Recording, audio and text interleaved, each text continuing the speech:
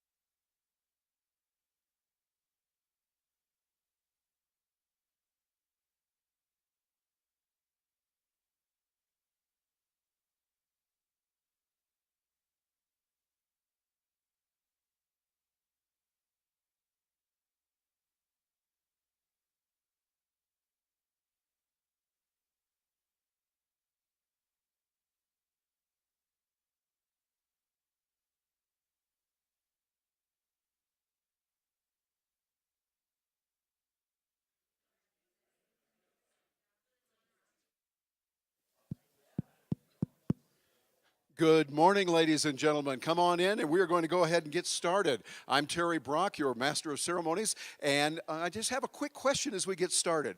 How many of you have worked with technology ever, and there was a little something that didn't work right? Anyone? Has that ever happened to anyone here? Yeah.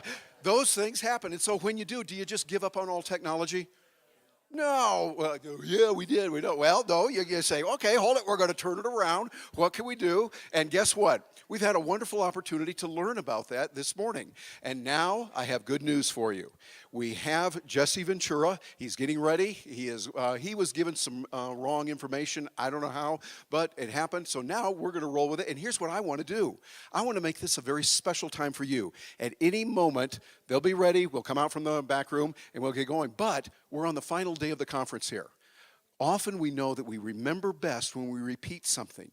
When something is repeated, it helps us to remember that. So what I want to do is ask you for something that has been particularly memorable and worthwhile that you've seen at the conference over the last 2 days.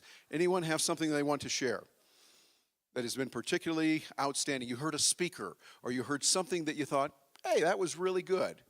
Anything? Yes, Jim. Yes, Roger Ver announcing $100 million for sovereign territory. I don't know about the rest of you, but where I grew up out in the country, we call that serious money. So, $100 million, I think that says something about it. And we do it. Jim, what are your thoughts on that? I mean, just the fact that that is there.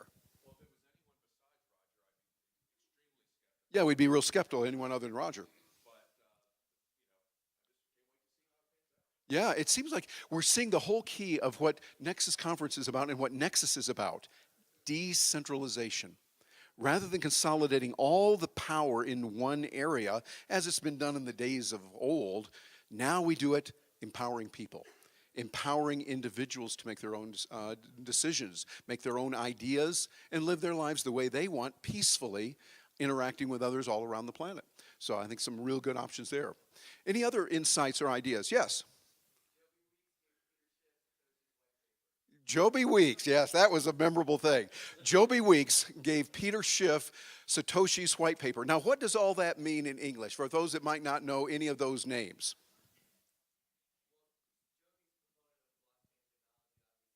How fast can you run? Can you run up here and talk? I think it'd be better if you say it first. Let's go. You get your exercise in this way, too. Come on, let's give him a round of applause for coming on up. And what is your name? My name's Jordan Page. Jordan Page. Yes, I was one of the presenters on Thursday, and I'll be performing here in a little bit. So Joby's a good buddy of mine, and he's a big proponent of blockchain technology, obviously, and presented here yesterday. And he's got a huge data mining center, a Bitcoin mining center in Iceland, and they had a panel with him and Peter Schiff, and they had a very heated exchange. It was very entertaining to watch, and in the end, Joby gave Peter Satoshi's white paper in a little pamphlet. And skeptical as he was, he put it in his pocket and committed to reading it. So I thought that was a pretty big victory. So, absolutely, yeah. great. Thank you, Jordan. Yeah, that was huge because how many of you saw the debate? It was there. That was, shall we say, lively, right? I mean, to say lively, yeah, they were jumping up and shouting and all this, and I think it shows what's going on in the industry, and you are right here in the midst of it, right at the crux point of all of this happening right now. We're seeing the traditional ideas, not only in monetary policy, gold and using central banks, et cetera, now moving toward something different. And are we going to do it right every time? No. Sometimes we're going to have some bumps in the night. Sometimes we're going to have some oh whoops, but we don't stop. We pick it up and run with it again. I think we had another question. Was that a question in the back? Yes, shout it out there.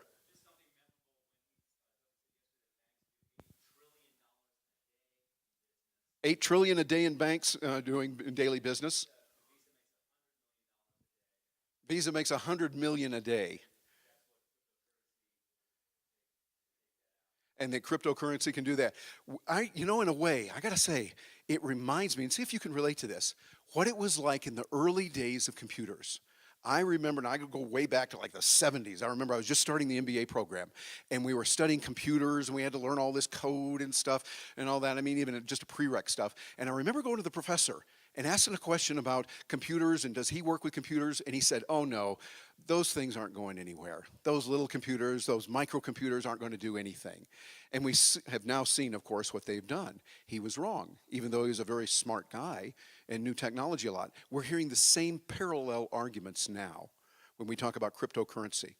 Cryptocurrency versus what is out there with more mainstream, the trillions of dollars that are available. Now we do a few hundred million, which is nothing. But I think we're seeing the beginning, and right now is the time to definitely study, learn more, investing your time, money, and energy in what's going on with this. And what does it mean? What do those terms mean that sound kind of goofy and I don't understand? Your natural inclination for the brain is to go, oh, I don't understand that. Oh, that's over my head. Okay, we understand that, but stop for a moment. Go back and look at the one term and try to figure that out. Slowly, you're learning a new language. Much as if you had to learn a brand new language, you would take it a little piece at a time.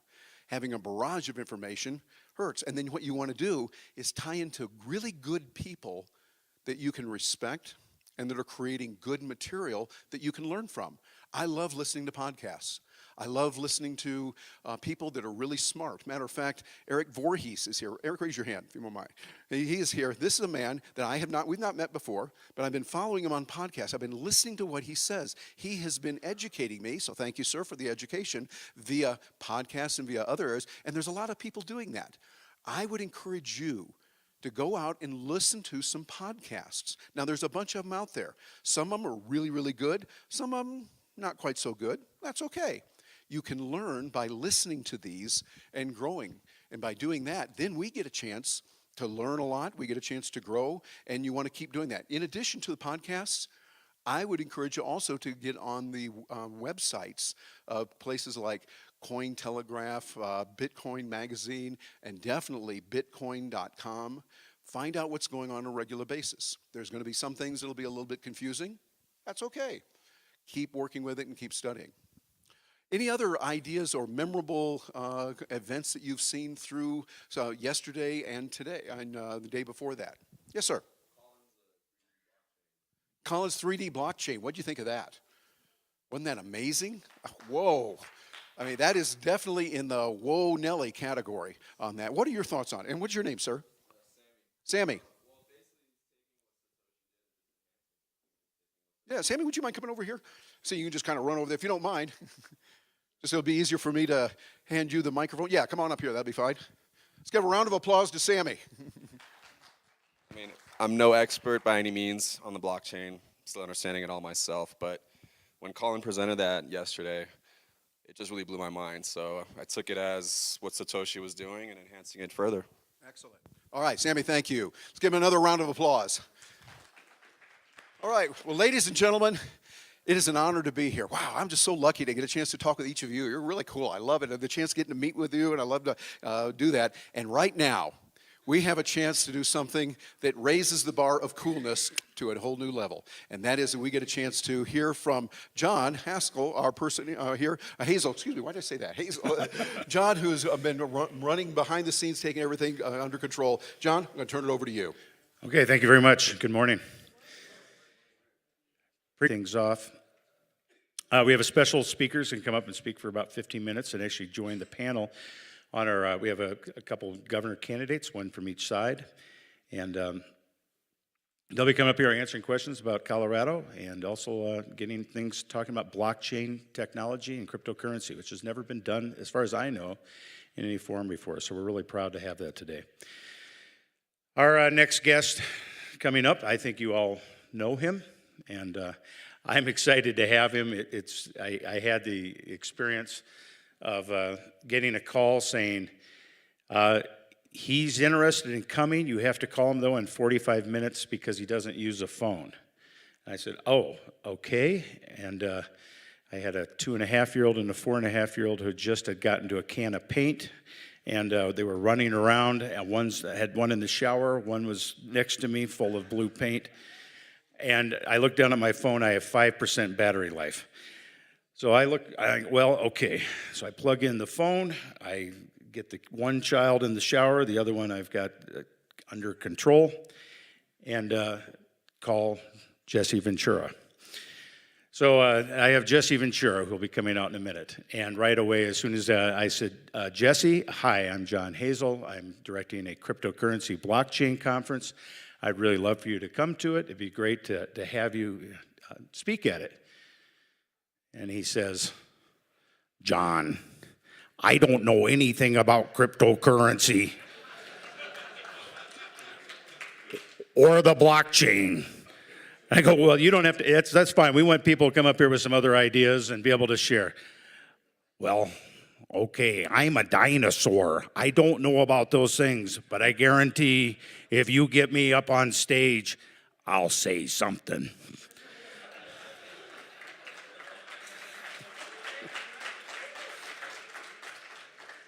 So I don't know exactly what he'll say when he comes out, but I guarantee he'll say something. So I'm really proud to introduce Jesse Ventura.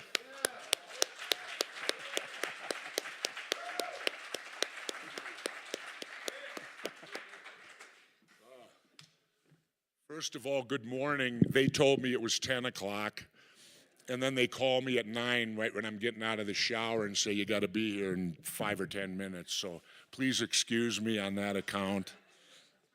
I'll hang my jacket up here. Anyway, it's wonderful to be here. Aspen, Colorado. Never been here before. Been to Colorado, but never Aspen, but it's been very enjoyable. He's exactly right. I know nothing about this crypto stuff.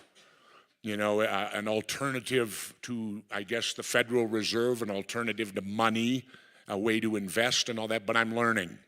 And I think that's what the majority of people that show up here want to do, learn about this. if you don't know me, I'll give my background quickly. I was born and raised in South Minneapolis. I graduated from Minneapolis Roosevelt High School. I was proudly, a couple years ago, inducted into the first Hall of Fame at my high school, the first one they ever had. And we had quite a, Minneapolis Roosevelt, we had quite a Hall of Fame.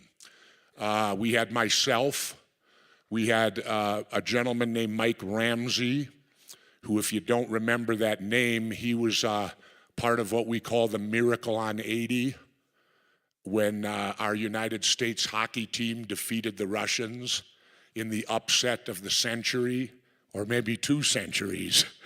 But Mike was a big defenseman on that team playing for Herb Brooks. John Vesey went to my high school, the former head of the Joint Chiefs of Staff, as well as we had a Nobel Prize winner for science. So not bad for a South Minneapolis high school to produce people of that caliber. Was really amazing. Well, after I graduated from high school, I took the tough route. I enlisted into the United States Navy, ironically, September the 11th of 1969, at a time when it was not popular. The Tet Offensive had already happened over in Vietnam and Southeast Asia. The war had turned a little bit. It was no longer popular. We were really being lied to now. And I was one of them that volunteered. When I got to boot camp, my lottery number came out. I think I was 273. They never got to triple digits, so I wouldn't have had to have gone. But proudly being a Navy man, we've never drafted anyway. The Navy has never needed to. Most guys, when it gets down to brass tacks, would rather have 3 hots and a cot than to be laying in the dirt. The Navy lets you sleep in a bed usually. But from there in the Navy, I volunteered for what they call the Special Forces. You know of them today. When I was in, nobody knew of us, and that is the Underwater Demolition SEAL Team. We wore no emblems then, per se. We just wore marine greens. The only way we could be identified, we had jump wings. Today, they've turned them, in my opinion, into the Green Berets. They've done the same thing to them. And why? Because they now fall under the Army. The Navy SEALs are the Navy, but they fall under the Army, and that's what happens. I've been to Fort Benning. No apologies to all you Army guys out there, but I liked it better when we were solely with the Navy, and I liked it better when we were considered the quiet professionals. We didn't come home and write books. We didn't come home and look to Hollywood to promote us. In those days, nobody really knew we existed pretty much. Anyway, when I was discharged from there, I didn't know what I wanted to do. So I had started riding motorcycles my last 2 years in the Navy, and I ended up becoming a full patch member of one of the most notorious outlaw motorcycle clubs in America. I was 3rd in command, the Mongols, the black and white. I believe you have them here in Colorado now. I'll have fun forever. Mongols forever, forever Mongols. Anyway, though, there was a transition period. It was Vietnam. And let me tell you something, people. We didn't get parades. We didn't get thank you for your service. In fact, most of us didn't even acknowledge we were in the service for 10 years because we were blamed for the war. They blamed back then the soldier for the war, not who should have got the blame, which was the politician. Politicians start wars, soldiers don't. Soldiers are left to carry out. A war happens because politicians fail. Now, did you hear that? Wars happen because politicians fail. So with this stuff with North Korea now, if war happens, it will be because politicians have failed again. Because they're the failure that ultimately causes the wars. And then the poor, here's one thing I'll tell you. In my 6 years in the military, I never met one millionaire. In fact, I didn't even meet anyone who was considered exceptionally wealthy. Now, what does that tell you? Who's actually doing the fighting? Same as always, the poor people doing it for the rich. That simple. cut and dry. Rich people don't go in. I laughed today. I listened to the president yesterday talking about how veterans are the greatest people in the world. They're da-da-da-da-da-da-da-da-da-da, on and on and on, right? And then in a matter of 15 minutes, the whole crowd in Alabama's booing John McCain. Excuse me, last time I checked, he's a veteran. Last time I checked, the president was praising veterans. I guess they lose their veteran when they don't vote along with him. Then they're no longer considered, I guess. And as far as the president goes, all this hoorah about the military and how where's his two strapping boys? How come they didn't serve? How come he didn't?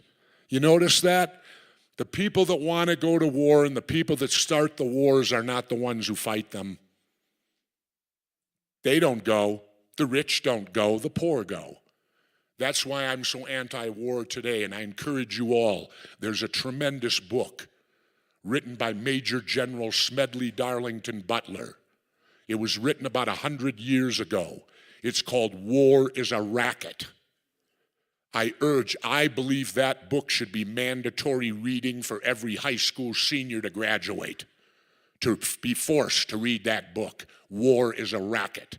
Now, they've tried to take Major General Butler and downplay him and destroy his credibility and all this. They can't. You want to know why? Major General Butler didn't win one. He won 2 Congressional Medals of Honor.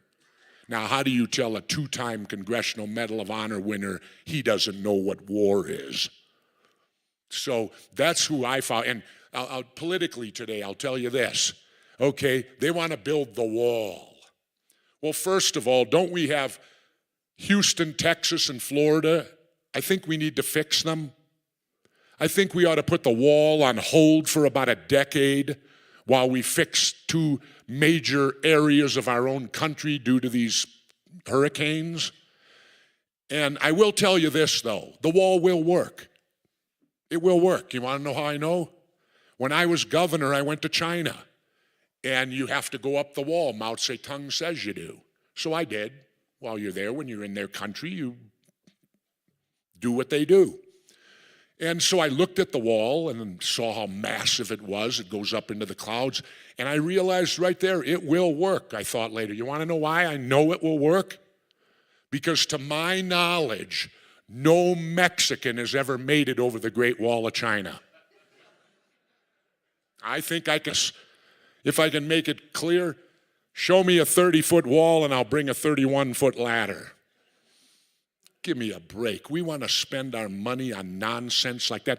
And I'll follow with this. Who's going to do this cleanup? The white people? I think we should open our borders and bring the Mexicans up. We got a lot of work for them. Cleaning up Houston, cleaning up Florida. We had a big storm in Minnesota by my golf course. I found it interesting. Hail, so a lot of homes needed to be re-roofed. All of a sudden, I'm hearing this Mexican music every day.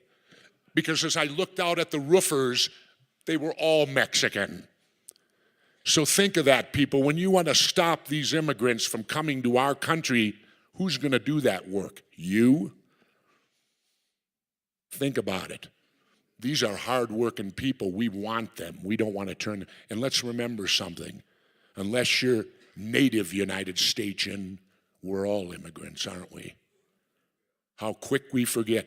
And if they want to put this wall up, I'll tell you what then they need to do. Take down the Statue of Liberty. Take it down. Take it down. Why have a statue that's meaningless? That statue says, send us your poor. Send us your this. Send us your that. Well, did you see the latest? Oh, no, we only want college educated. You got to have a job. You got to be, on the up of the up. So what do we need with the Statue of Liberty anymore? The whole statue's bullshit now, if you want to look at it. Excuse my French. Anyway, though, so when I was finished with the Mongols, naturally I got into the business that you probably all most remember me for, the world of pro wrestling. Many people ask me, how did you get in pro wrestling? And I give them a quick answer. I couldn't sing or dance. No, actually, I got into it because I had designs. I was a 23-year-old freshman in junior college, and I thought I might try football.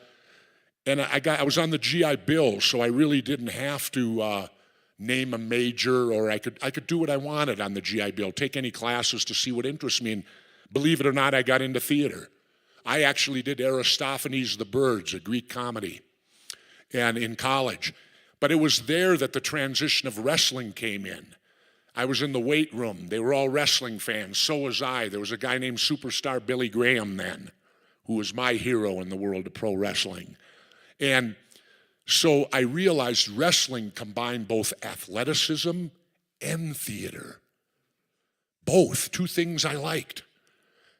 And not only that, you didn't have to wear a helmet. They could recognize you. You could be creative. You didn't have to have the same jersey with just your name on the back, you know. And so I ventured out into the world of pro wrestling and had a 15-year career. I was on the ground floor when we went from 26 territories throughout the United States to basically one when Vince McMahon took over the world of wrestling. And that led me to the Hollywood career, Predator, Running Man, and doing a few films like that. I've had a multiple of jobs. I'm kind of a renaissance man. After about 3 to 4 years, I get bored, and it's time to move on and do something new. That's not for everybody, because it can be terrifying if when you leave one job and venture into a new one. You don't know if you'll be successful. I like to refer, I'm very much like Yogi Berra. Remember Yogi when he said, when you come to a Y in the road, take it? That's kind of the way I've lived life. When I come to a Y in the road, I take it. I'm not sure which Y, but once I'm on that and I've taken that turn, I continue on it till I'm successful with it, hopefully. And so, and I didn't want to get, I'm 66 now, and I didn't want to 10, 15 years from now, if I'm fortunate to be here, to have to say woulda, coulda, shoulda. I didn't want to have to do that. I wanted to experience everything I can. So I got led into politics. How did that start? It started in a fight for a wetland in our neighborhood in Brooklyn Park, Minnesota. Our city council wanted to give us concrete curb, gutter, and storm sewer. We didn't need it. If it ain't broke, don't fix it. That's how I work. And but they forced it upon us. I got involved up there, and I looked at the 25-year incumbent one day, and I said, "You're going to make me run against you, aren't you?" His buddy on the council burst out laughing and said, "You couldn't win." Guess who walked out of that council meeting that night knowing he was running? Well, I ended up winning, and I'll leave it to you since this is political, and we're going to have governors up here, potential governors, possibly. I won 67% to 33 against a 25-year incumbent and won all 21 precincts.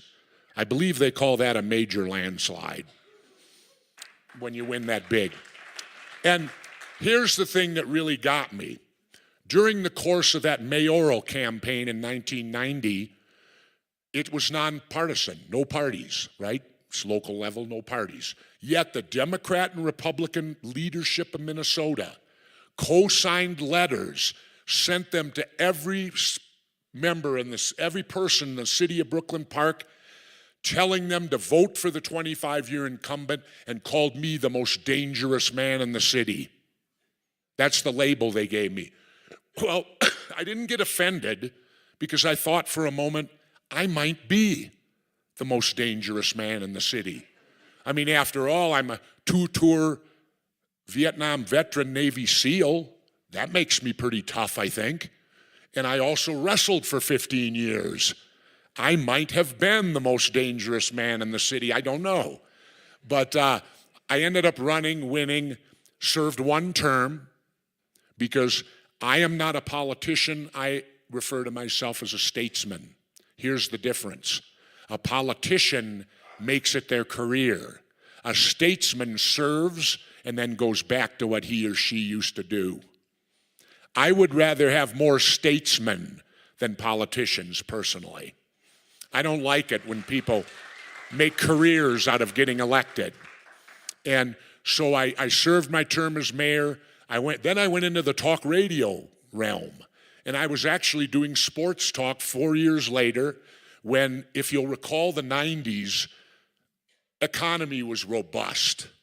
I mean, everybody was making money in the 90s. Inflation was under 1%. The money's rolling in, right? Well, in the state of Minnesota, We ended up, I think, with a $2 billion something surplus. More money than they accounted for, or budgeted for. I was doing radio then, and I thought, well, they've got all this excess money.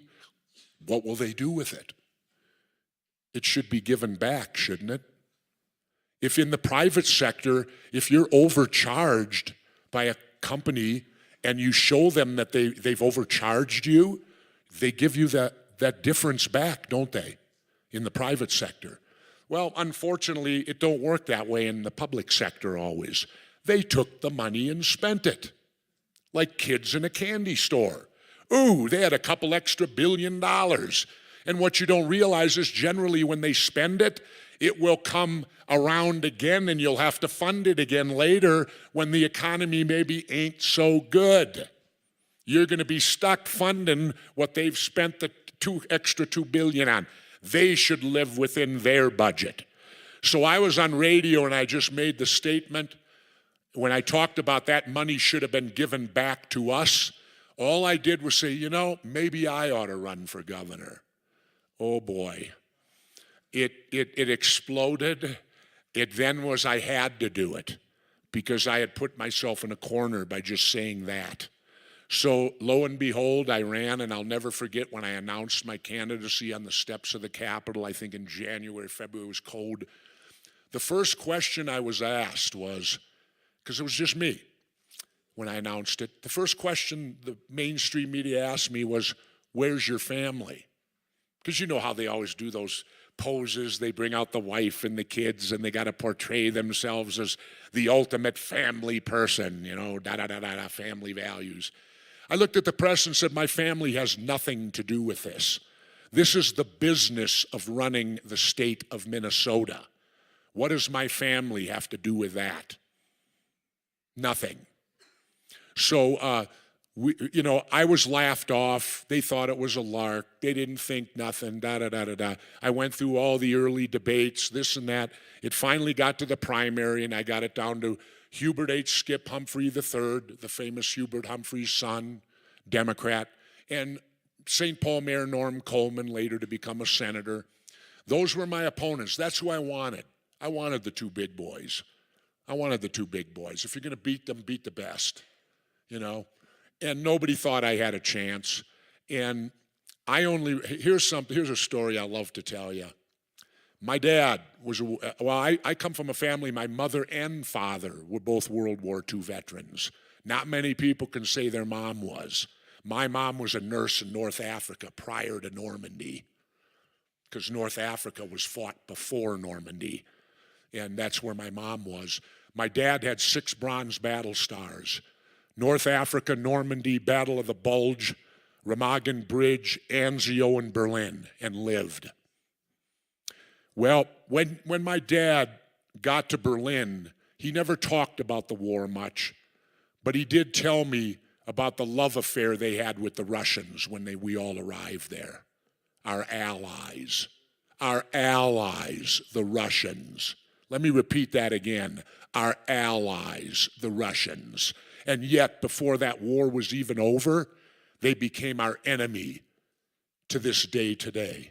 Why? Why? Why do you think that happened? That was in my brain my entire adult life.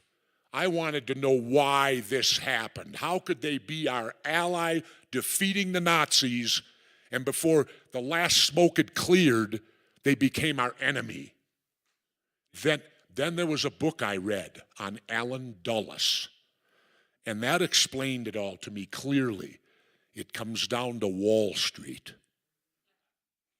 Wall Street controlled us then like they control us now. And does Wall Street fear the most? Anything social. Socialism. That is the biggest fear Wall Street has. They would rather get in bed with Nazis and fascists than they would a socialist.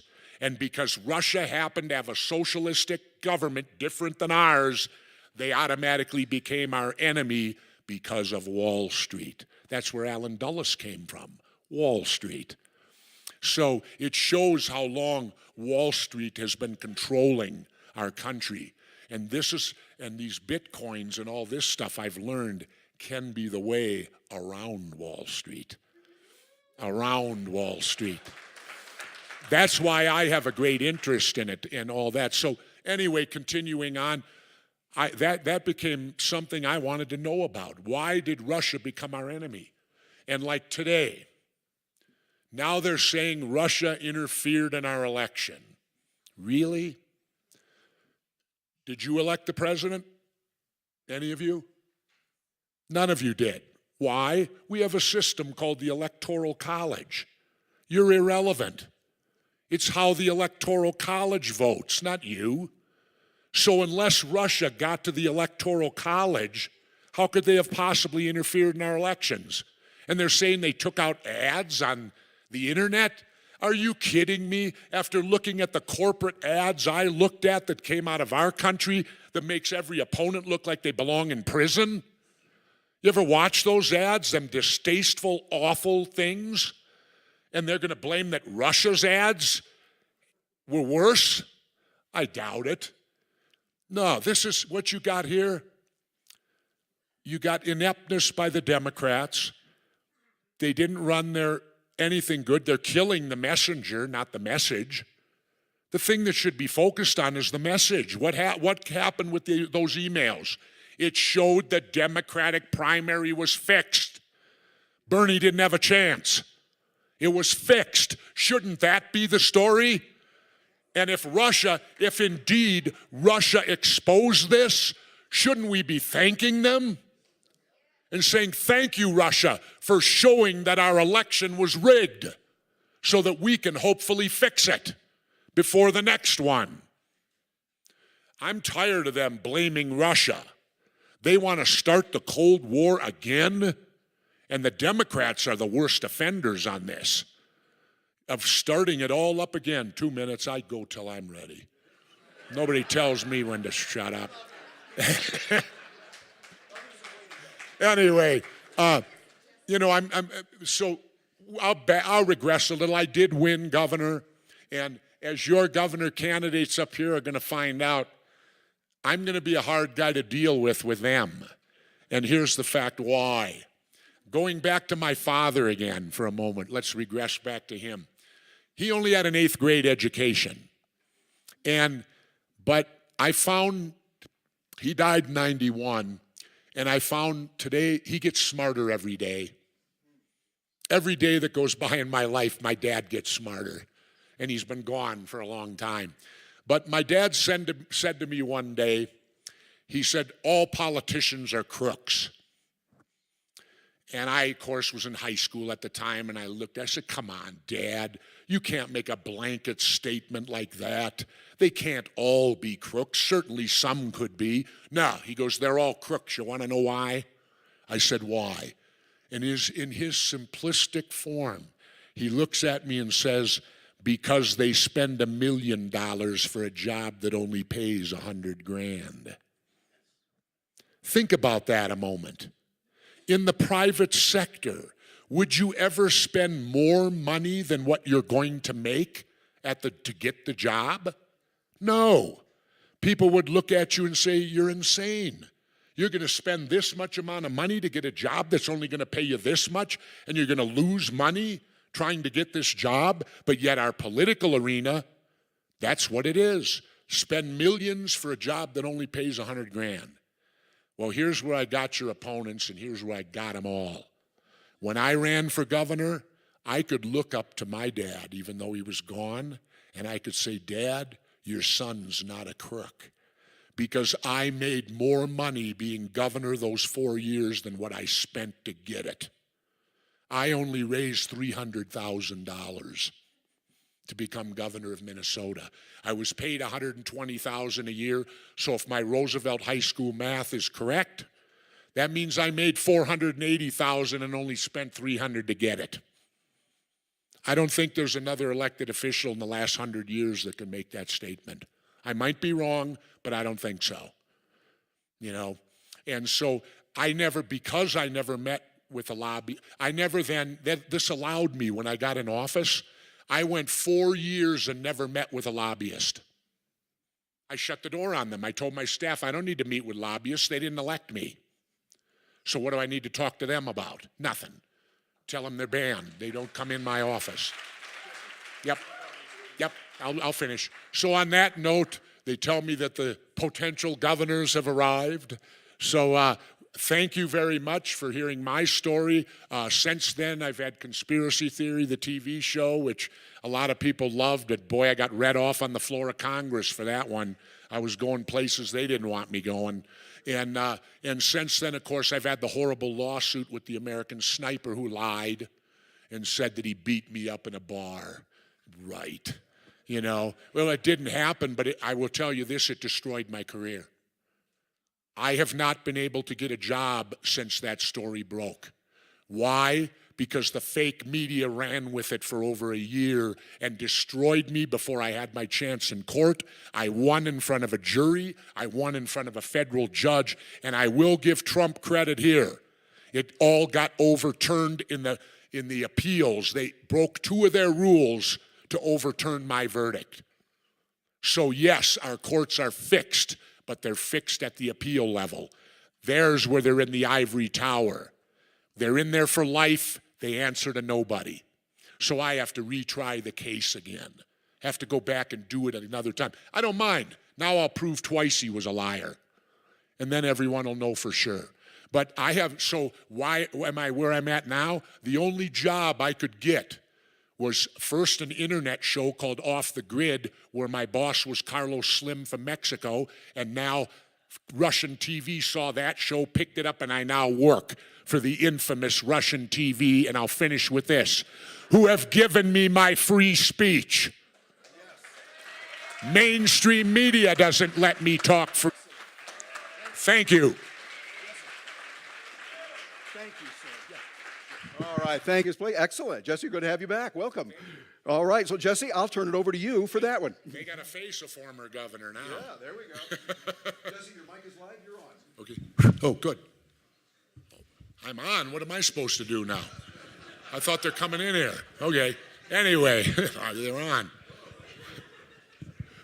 So anyway, though, for me, I don't know what's in my future right now. I'm happily working for Russian television, and I'll shamelessly plug. It's called The World According to Jesse, and it's on 7:30 Eastern, 6:30 Central, so I'm assuming 5:30 here, Mountain, every Friday night on RT America.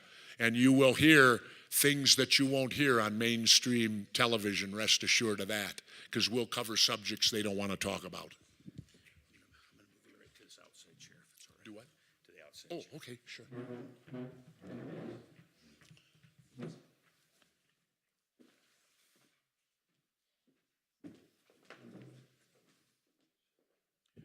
We're thrilled to have Christina Tobin coming in from Free and Equal Elections, and Erik Vorhees, CEO and founder of Shapeshift. So yeah, Mr. Gaiter, Luke Gaiter, if you want to come on up, thank you very much for coming and being a part of this. Thank you. Erik Underwood, I really appreciate and been enjoying talking with him over the last few months. I'm glad he's here to participate. Thank you. All right, I'm going to turn this over to Christina to help moderate, and I guess we're very interested to see what happens. Wonderful. Thank you. Here we are. I'm Christina Tobin. I'm the founder of the Free and Equal Elections Foundation. As a 501c3 nonprofit whose mission is to broaden electoral choices through education and direct positive action, like this Colorado gubernatorial debate we're having here today at Aspen Institute, co-hosted by Free and Equal Elections and Nexus Earth. Briefly, Colorado is at the forefront for change, innovation, evolving technology, sustaining, and so many beautiful grants have been implemented to help the state grow. And I'm excited to learn so much about blockchain technology, voting as well, and all the different ideas that our moderators bring to the table. Let me briefly introduce our moderators, and then most importantly, our candidates that are here today. Erik Vorhees, welcome him to our debate. I'd like to briefly say hello, just 20 seconds. Yeah, hi everyone. My name is Erik Vorhees. I'm the founder and CEO of Shapeshift, which is a digital asset exchange. And I have been a Colorado resident almost all of my life. And looking forward to speaking with both of you guys today. Wonderful. Welcome. And Governor Jesse, the body Ventura, welcome as our co-moderator for the debate. I think he's already briefly introduced himself, right? And so as we get started here with our candidates, I wanted to say, of course, we have Mr. Lou Gaiter, the third Colorado gubernatorial candidate. Let's welcome him to our debate. And then Mr. Erik Underwood as well. Please, welcome. Democratic, Republican, doesn't really matter. They'll let you know during their introduction. So it's so wonderful to have both of you here today. I see you both truly as individuals, and you really set yourself apart from all the other candidates being here for the people and really being interested in learning more and also educating our audience about blockchain technology. I wanted to start with our format for this debate. It is the same format Free and Equal Elections has used for our 2008, 12, and 16 presidential debates, as well as our 2014 Colorado gubernatorial debate we've had here in the past. It is the cumulative format, which the League of Women Voters uses. There will be a brief introduction by each of our candidates. That introduction will give each candidate opportunity to make an open statement of 2 minutes each. The order for the statements will be determined random. They randomly determined from left to right, so we usually draw a name out of the hat, but this works perfectly. There will be 6 questions in total, maybe more. Maybe at the end we can have some audience engagement. I think that would be great. The questions have been submitted, Nexus, Earth, Free and Equal, of what the people, ideas that may be of interest in blockchain voting. Each candidate will have a total of 5 or more opportunities to take, an additional minute to offer a rebuttal, or in this instance, probably an extension on their answering a question, because it engages conversation back and forth. So I'll keep track of those rebuttals. It might be a little more than 5, pretty flexible. So, for instance, you could use your extra minute on the first 3 questions, or you could choose to save them for the last 3 questions. So that would be pretty much it. And of course, let's not forget our 2-minute closing statement. So shall we get started with the debate? Yeah. All right, well, let's start with the gentleman here. We're going to start with the left, Lou Gaiter. Would you like to start with your 2-minute introduction, please? Sure. Is mic on there? So my name is Lou Gaiter. I am actually a Colorado native, and I like to say I'm a homeschooling father of 9. My wife, my lovely wife is there in the front row. We've been married for 36 years, and so, yeah, sorry, Governor Ventura, my wife does come with me on some of these, but my kids do not. So I want to have a little fun. I enjoy listening to Governor Ventura, and I've got to tell you, as a 2-term county commissioner, I think I've passed your dad's not a crook test, because I get paid about $87,000 a year, and I think I've raised a total between my 2 campaigns of around $70,000. Very good. So far, I'm doing good on that. On the governor campaign, I think I've raised the least amount of money of everybody running for governor. I don't know if that's good or bad yet. We'll find out. But I'm under the $100,000 comfortably. So I agree with the comment that our election should not be about money. But let's talk about my background. I've got 30 years in IT. I was a computer guy. I started in high school. And so I'm excited about blockchain. I cut my teeth in computer networking and microcomputers, so I loved the comments that were made earlier.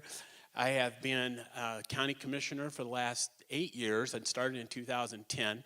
I'm currently president of the State County Commissioners Organization, chairman of the Larimer County Board of County Commissioners, and just recently off of the National Board of County Commissioners, NACO, National Association of Counties, their board of directors.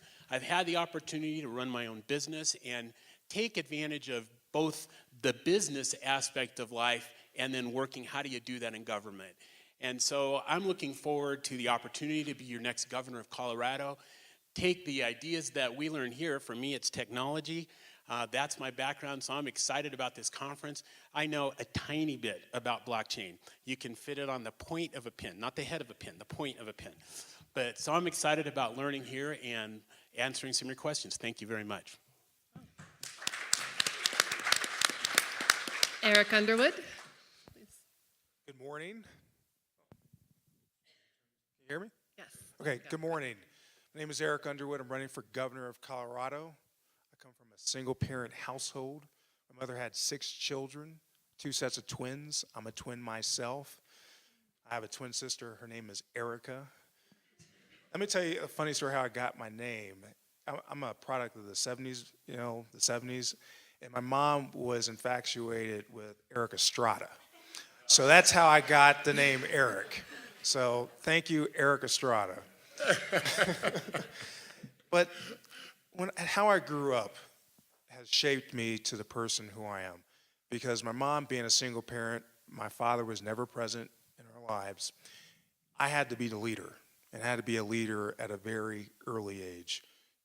When my mom worked 3rd shift, she worked at Hershey Chocolate in Hershey, Pennsylvania.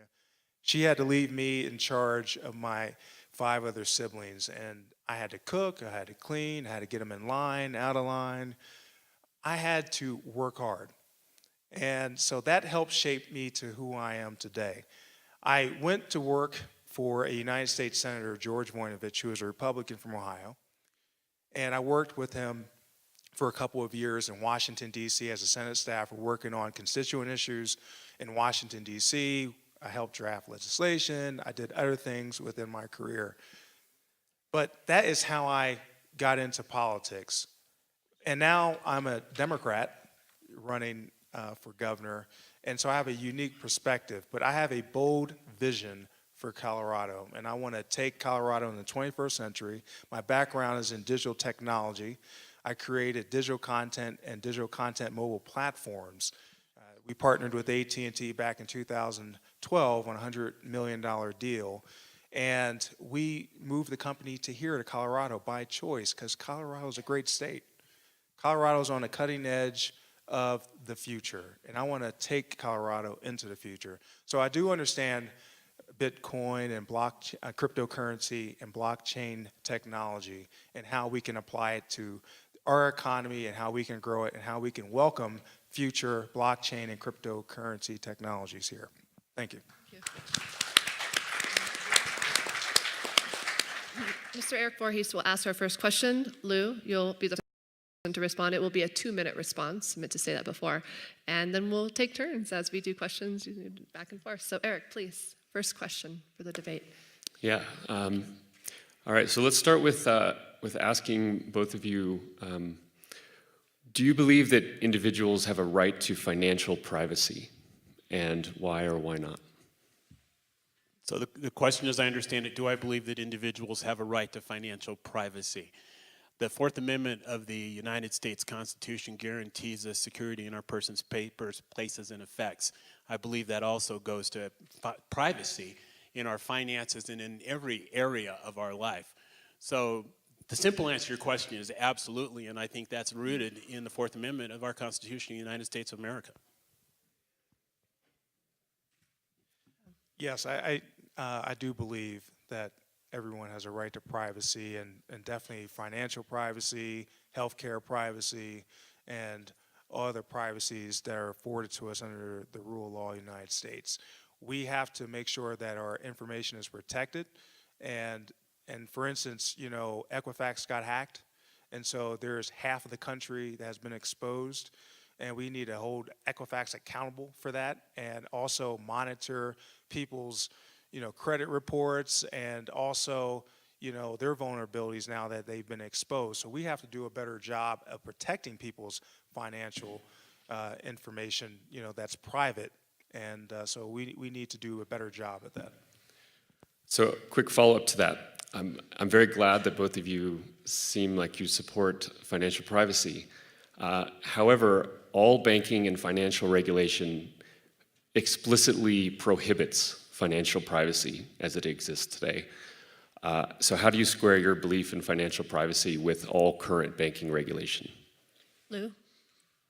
That's a great question, and honestly, it's one I haven't thought a whole lot about. So, in our current banking practices, we believe that we have privacy, but I think you're absolutely right. It's an appearance of privacy, and I think we have that sense of it. One of the benefits that you have with cryptocurrency is if you have your own public key and your own private key, that you can set up that sense of privacy, that this is my identity, but I don't necessarily need to make public who I am. That's the pro and the con.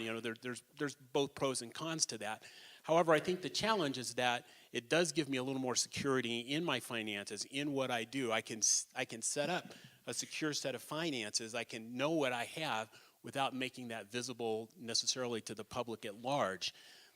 I think our current banking practices are designed to prevent fraud, to prevent corruption. So there has to be a way to balance the two. We certainly don't want to open the door for extortion, fraud, and corruption, and yet we still need to protect individuals' rights to privacy. We need to protect our own individual security in all aspects. And I mentioned the Fourth Amendment, but specifically in our finances as well.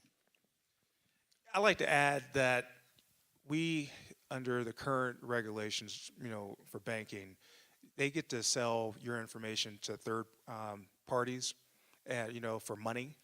And so we need to put the control back into our hands for our own information. And, banks should ask permission to do that. And I know it varies from state to state around the country, but here in Colorado, I believe we have a stronger consumer protection when it comes to third-party information. But we have to do more, because a lot of people are being exposed and vulnerable to third-party information that they didn't know that they've been released, and so we have to hold banks accountable for that. Oh, good questions. So you want to use a rebuttal? Go ahead. I don't know that it's a rebuttal so much extension. as a probably an addition. The challenge that we have is our banking laws. They provide a level of protection. However, we're still looking to somebody else having that information. As I understand, some of the key parts of cryptocurrency is that information simply isn't out there in the first place, or it's much more tightly protected by the technology. We're not dependent on the laws to protect us. We're actually utilizing the technology to protect us.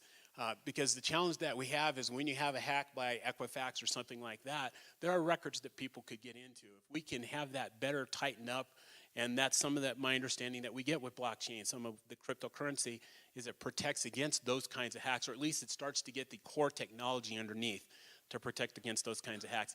That's where I think we're going to get some real sense of privacy in our finances. All right, well, moving on to our next question. Mr. Ventura. I came out here more so from the cryptocurrency and the blockchain technology. I came here because of cannabis.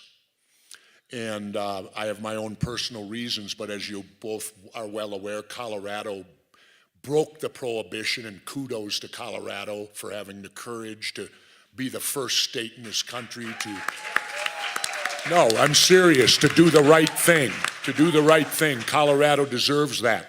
But I took a tour yesterday of one of the major growing facilities, and I was shocked to learn that under our current tax system, they cannot deduct their expenses in producing it, so subsequently they are taxed at a rate of near 80%. That is un-American. Let me state that right here, un-American. Now, what do you plan on doing to solve this situation? Because nowhere, no other business or corporation, they can all deduct their expenses. Everyone thinks that these cannabis growers are making money hand over fist. They're making money, but it's the government that's collecting it. It is not going to their industry. They're lucky if they're getting 20% of what they're producing, and no other industry is facing that type of discrimination from our federal officials. What will you as a governor do to try to eliminate what the federal government and the Internal Revenue has done to an industry that is the fastest growing in America, with jobs and everything else, and it is all American made. It doesn't require another country. Erik. I'm done. Go ahead. Good question. Erik Underwood. Well, my Republican friend may not be so sympathetic, but I am. And I'll tell you what, I agree with Governor Ventura about that. But let me just go a step further. I have a plan on my website, erikunderwood.com, shameless plug, that is called the Colorado Rural Urban Agricultural Hemp Manufacturing Initiative. And what that initiative is, it combines farmers and manufacturers together, making sneakers out of hemp, industrialized hemp, clothing out of hemp, so many things out of hemp. We can create a new multi-billion-dollar industry. I want to untie the hands of the current cannabis industry people that are in either growers or people that run their cannabis shops here, because you're right, they should be able to make those deductions, because if it was any other business, they would be able to as well. Exactly. And so we need to untie those hands so they can be more innovative in their businesses and be able to hire more people and create more of a even flow economy where everyone can participate. Now, I have a campaign slogan called Outward Inward. Outward Inward is from rural Colorado to urban Colorado and everyone in between, to make sure that no one gets left out of our new economy. So I'm going to be pushing for industrialized hemp, and I'm going to be pursuing other innovative means that I'll talk about later in terms of healthcare and how we can streamline those marijuana tax revenue dollars into meaningful programs here in Colorado.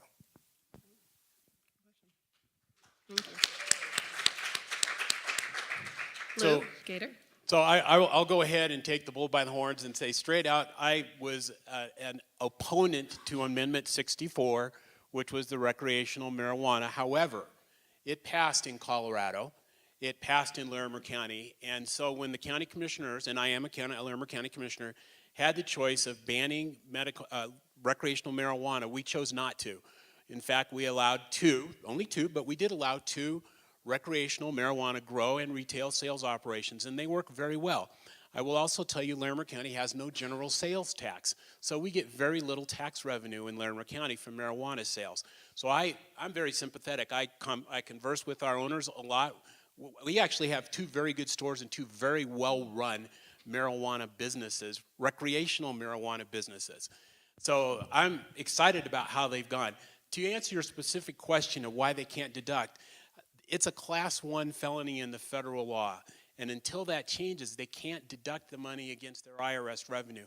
That's where the real change has to happen first before we can address it at the state level. And I think that change needs to happen. That was my point. What are you guys going to do to make that change happen? I think at this point in time, even though, as I said, I was opposed to that, this is what Colorado wanted. It's in our state constitution. Like I say, sometimes there's a time for getting advice and a time for taking orders. I work for the citizens of the state of Colorado. They told me what they wanted. Now it's my turn to go make it happen. So let's get that overturned. Let me add something too. I'm good friends with Tommy Chong. No one knows more about cannabis than Tommy Chong. And no, this is serious for a moment. Tommy said to me there should be no distinction between medical and recreational marijuana because it is a complete medical plant to begin with, and those that smoke it for the euphoric feeling are doing it for mental health. I would rather see him using cannabis than Prozac. Erik, Erik, please. Let me just rebut Lou here. This is a rebuttal, not an extension now. And I'm going to get with Governor Ventura and what he said on his last comment. But listen, he opposed, the amendment to legalize marijuana here in the state, and he also opposed on, extending other stores and other cannabis stores in his county. They only have, as you heard, 2. Larimer County is a pretty decent-sized county here in Colorado, and we can do better. There's a lot of entrepreneurs here in this state, and we ought to do better in enriching them with the tools so they can further, our economy here in Colorado. Now, to Governor Ventura's point, I do believe that medical use, there are a lot of scientific benefits, But I also want to make sure that for the recreation use, that it's not getting in the hands of children, and we need to do a better job at that. And actually, there are statistics here in the state that that's actually gone down, from children and teens using it, which is great. So we can do more. But I am an opponent, or an advocate for making sure that our economy grows in a responsible manner, because there are billions of dollars from either industrialized hemp or marijuana that we can use here in the state to fund many different things here. Because even though we have a great economy, a lot of people are getting left out behind, and we have to make sure that they come along for the ride. Let me add one thing. If Thomas Jefferson and George Washington were alive today, they'd be doing 10 to 12 in the federal penitentiary right now. That should speak volumes.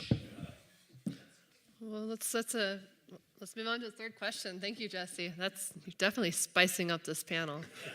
Yeah. Finally found a difference. This question resonates a bit. I recently listened to an interview of Erik Vorhees, actually, on the Ernest Hancock show. And wow, when you have something that's new, different, maybe outside of the system, suddenly you have these states kind of, whether it's federal laws, basically going to this question here. States such as Washington and New York have gained the reputation as unfriendly places to locate cryptocurrency, blockchain-oriented companies. What can Colorado do to become a destination for these companies? And do you have any specific initiatives or incentives regarding this industry? So, Lou. Your turn. Okay, I was going to say, I think I got to go first twice. I was going to let Erik go first if he wants. Taking turns. You're a very nice Republican. I appreciate that. Did I do it? Oh yeah, Lou went first. Erik, now Lou on the third one. It's you. Go ahead. Okay, so what can we do to become more blockchain cryptocurrency friendly? And I think it's more technology friendly in general. I loved the phrase. I'm a Colorado native. And I met my wife at Colorado State University back in I guess we met in 1978, and we got married in 1981.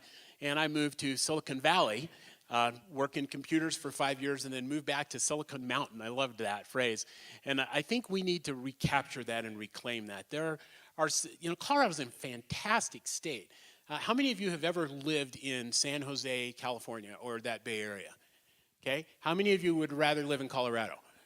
Yeah, okay, me too. So it's a fantastic place to live with incredible assets, not only in our beauty, but also in our love for technology, our love for change.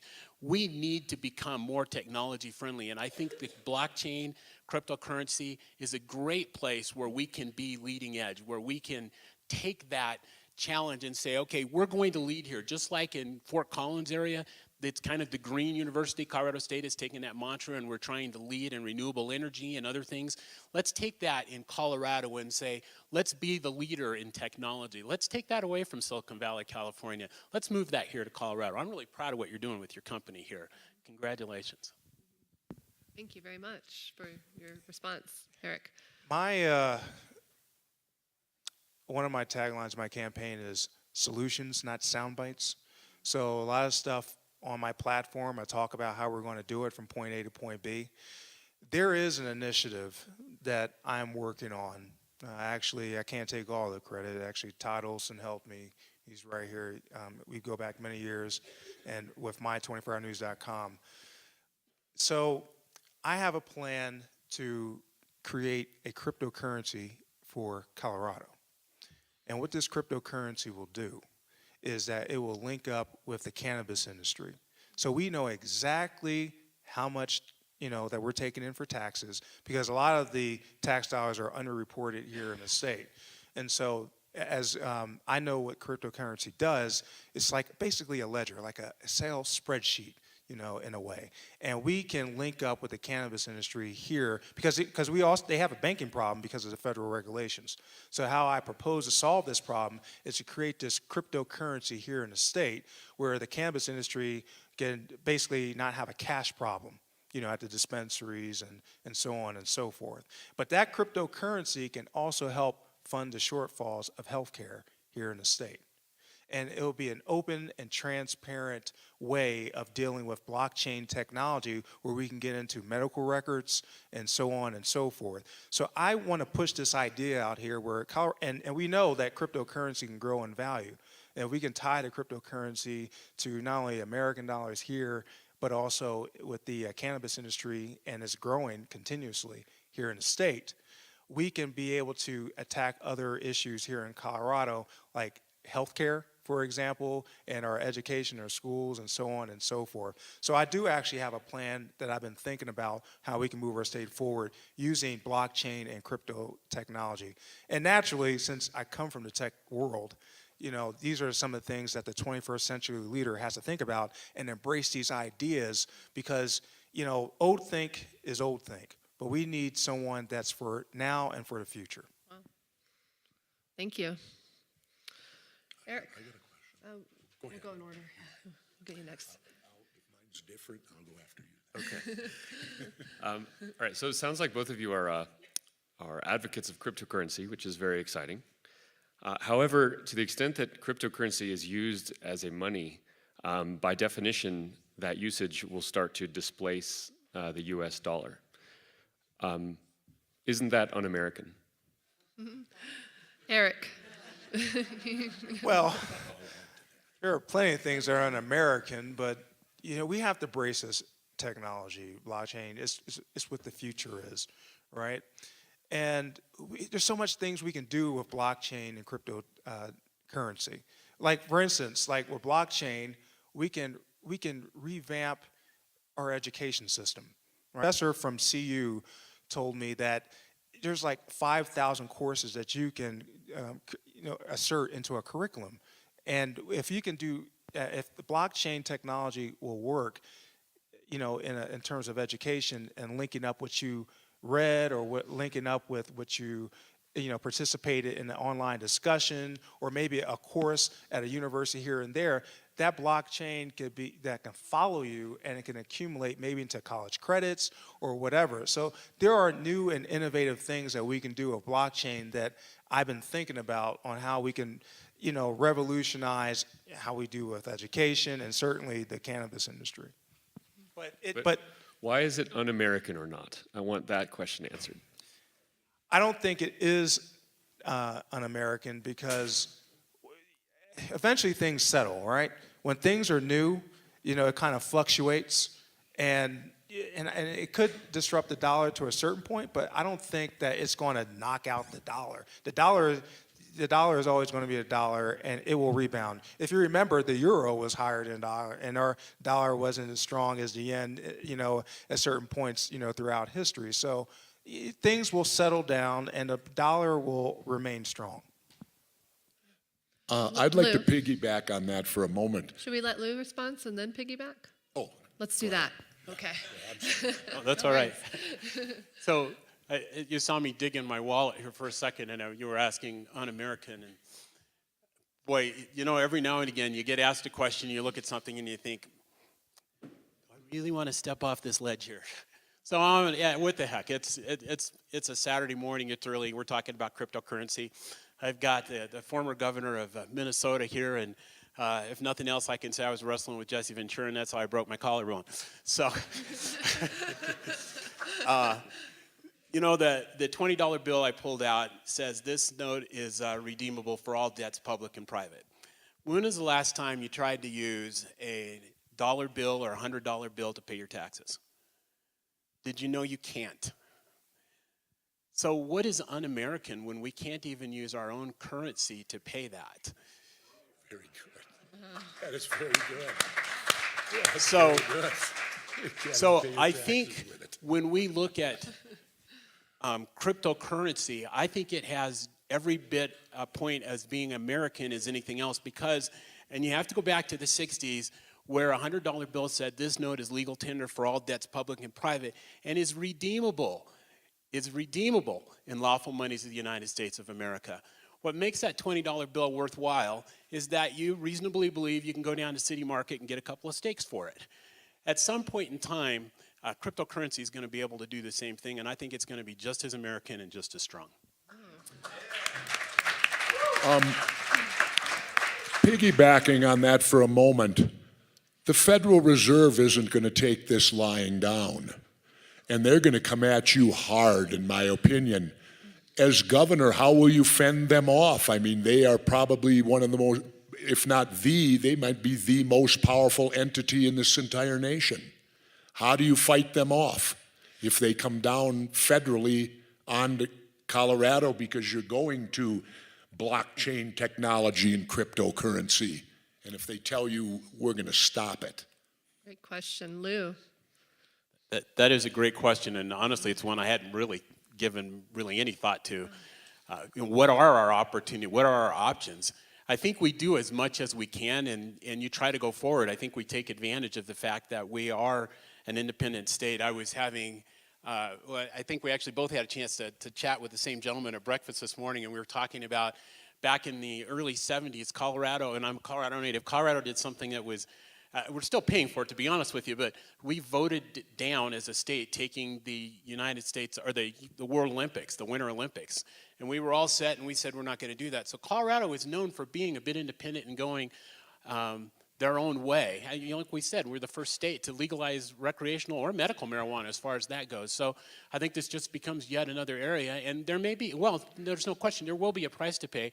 I think Coloradans are a tenacious breed, and I think we're just going to need to stay the course, realize this is what's best for us, and not let somebody outside tell us what's best for us. We can have both, but I think we have to have the courage to say we're going to take a new step in this brave new world. I'd just like to add that I believe in states' rights. And so, and to piggyback on what Lou said, we do what's best for Coloradans. And that's very, very important. And and to answer Governor Ventura's question, we'll go to court if necessary, to fight for our right, to govern our state how we see fit, with the people's approval. So, I wouldn't be hesitant taking them to court. Thank you. Well, I've got one more question, and maybe these gentlemen too could be a final round of questions, unless you have a few more, and we can open it up to the audience. Would be great. We are on the sixth question. And this would be something with Free and Equal Elections Foundation. We are holding our 4th annual Electoral Reform Symposium this November 18th at Infinity Park, Glendale, Colorado, and invite Glendale Infinity November 18th, excuse me. And I would invite both of you gentlemen to be there, and I'll follow up on that for sure. So my question is, in our past symposium, I've learned from the Secretary of State, Comptroller, the President of League of Women Voters will keynote address of Colorado, our symposium this year, the voting machines. So this is kind of an open-ended question. We have the paper ballots. Do you support blockchain voting? I've learned with the voting machines that they were owned by Diebold, have since been sold to Dominion. Guess who controls those voting machines? The powers that be. So I wanted to get your feel on the voting machines, paper ballots versus blockchain. Do you support blockchain voting? That's something that's been on my mind. I'd be curious to hear your viewpoint. Erik. Well, I'm going to show my age. I like the phrase trust but verify. And so with that, what I mean by that is we can do something with blockchain, but I would like to see a paper trail with that blockchain voting method. Because if something happens, if by instance we get hacked or something like that, at least we have a paper trail of what was actually voted at the voting booth. But here in Colorado, we vote uniquely because it's a mail-in ballot. So we don't necessarily go to the polls like other states around the country. So it's a little bit more secure in that instance in terms of the ballot goes to your house. You can either drop it off at the county elections commission, or you can just mail it in that way. So and it also encourages, that's why we have a higher turnout than a lot of other states, because we make it easy for people to vote here in the state of Colorado. So, thank you for your answer. That was a great answer, and I liked the idea. And with the mail-in ballots, of course, we have that paper trail, and in fact, those ballots are kept. And if we need to do a recount, they can go back and get that recount. The thing I like about the blockchain technology, as I understand it, and again, I'm I'm definitely displaying my ignorance here, but is the trackability. In some ways, I think it's perhaps more trackable than a paper ballot would be, and maybe more secure because of the way the encryption works. It might actually be harder to falsify that electronic record than to have 100 extra paper ballots show up out of nowhere. Thank you for your answers. We do have about, I think this ends at 10:45, I was told, so we have about 15, 18 more minutes. So if you have another question, gentlemen, and then we could open up to a few questions, hopefully, to the audience, please. Okay. So in his opening remarks, Mr. Ventura here said that the Statue of Liberty is bullshit. Given that the U.S. imprisons more people than any other nation on earth, why is he wrong? Well, Lou. Lou, you get to go first on this one. I just didn't like the way you ended that question. We are a nation of immigrants, as Governor Ventura so clearly stated. And we need to honor and be strong to that immigrant foundation. Now, I think we also need to recognize there is a distinction between those who come to our country legally, that we need to welcome them with open arms. We need to make it easy to get in. We need to, I'm not saying that means loose borders, but there needs to not be unrealistic and unreasonable restrictions to come in for those who are just trying to get a better life. You know, bring in our poor, as you said. So that I disagree with you that the Statue of Liberty is bovine excrement. Have a little fun with that. Well, we're leaning that way. I'm not saying it is. I agree with the Statue of Liberty, but we're being hypocritical to that statue. And I think that was your point, that if we do not continue to recognize that we are a nation of immigrants and welcome and embrace those immigrants, then we lose out. I'm going to pick on Morgan County. A friend of mine there is a commissioner there, and they bring in Somali immigrants and they are a huge piece of their community and a huge part of their culture. And every year they are working on how they can bring more and more people in, and they're integrating with their community, and they're taking jobs that typical Americans don't want, but they're actually taking jobs that Americans want. They're integrating with their community and the society, and they're becoming a part of it. So we need to embrace that melting pot that made us the great nation that we are. And I think we need to be mindful of those who want to come into our country to do us harm. I'm certainly not saying we need to make it easy for them, but we also need to recognize that most of the people that are here just want a better life. I have to rebut that because, you know, Lou supported a man who wants to build a wall, okay? So, I mean, I would almost believe what he said if he hadn't supported a man like that. And so I take a little, I hear what he's saying, and, you know, but it kind of falls on deaf ears when you support a guy who's, you know, very divisive in our country right now. We need to be building bridges, not, you know, tearing them down. But I have an undocumented immigrant plan called Come Out of Shadows Program. And the Come Out of Shadows Program, or COOTS for short, is basically a plan to make undocumented immigrants, through a process, become state legal residents here in Colorado. I would have that authority as the next governor. My program, with DACA being up in the air, I want to give assurances to people, you know, that they are welcomed in this country. And a lot of these people that are here know no other country but the U.S. So we have to embrace them with open arms. My plan, COOTS, will help, you know, solve the problem, at least here in Colorado, but through a process. So they pay into a program fee and stay out of trouble for 2 years, and through that process, they will become a state legal resident. So I'm proud to have that on my platform as governor of Colorado. I'd like to add one thing. Human beings are not illegal. Absolutely. We do have an extension.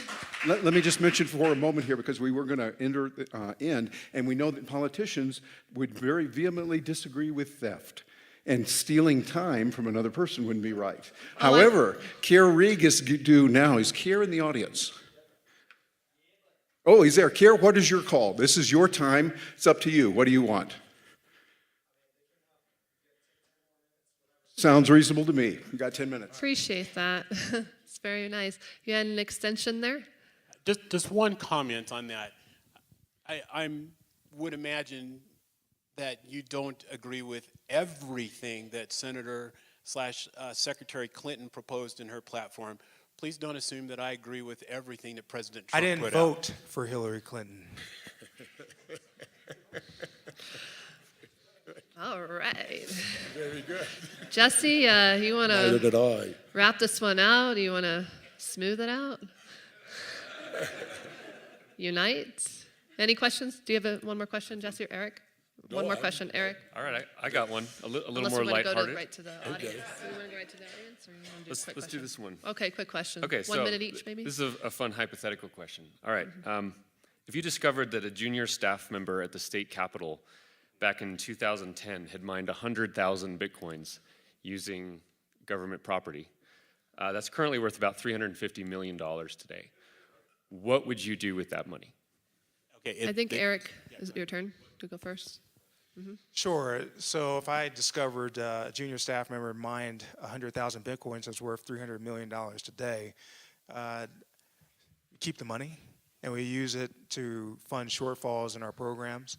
I want to make sure that Colorado has the best or one of the best economies here in the country, but our schools are underfunded, and so we need to do a better job of that, which is why I'm going to get rid of Tabor once and for all here in the state, which has held our state back.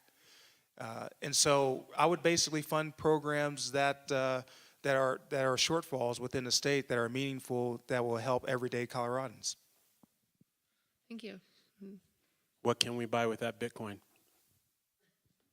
You can buy 350 million Federal Reserve notes with it. But I guess my point.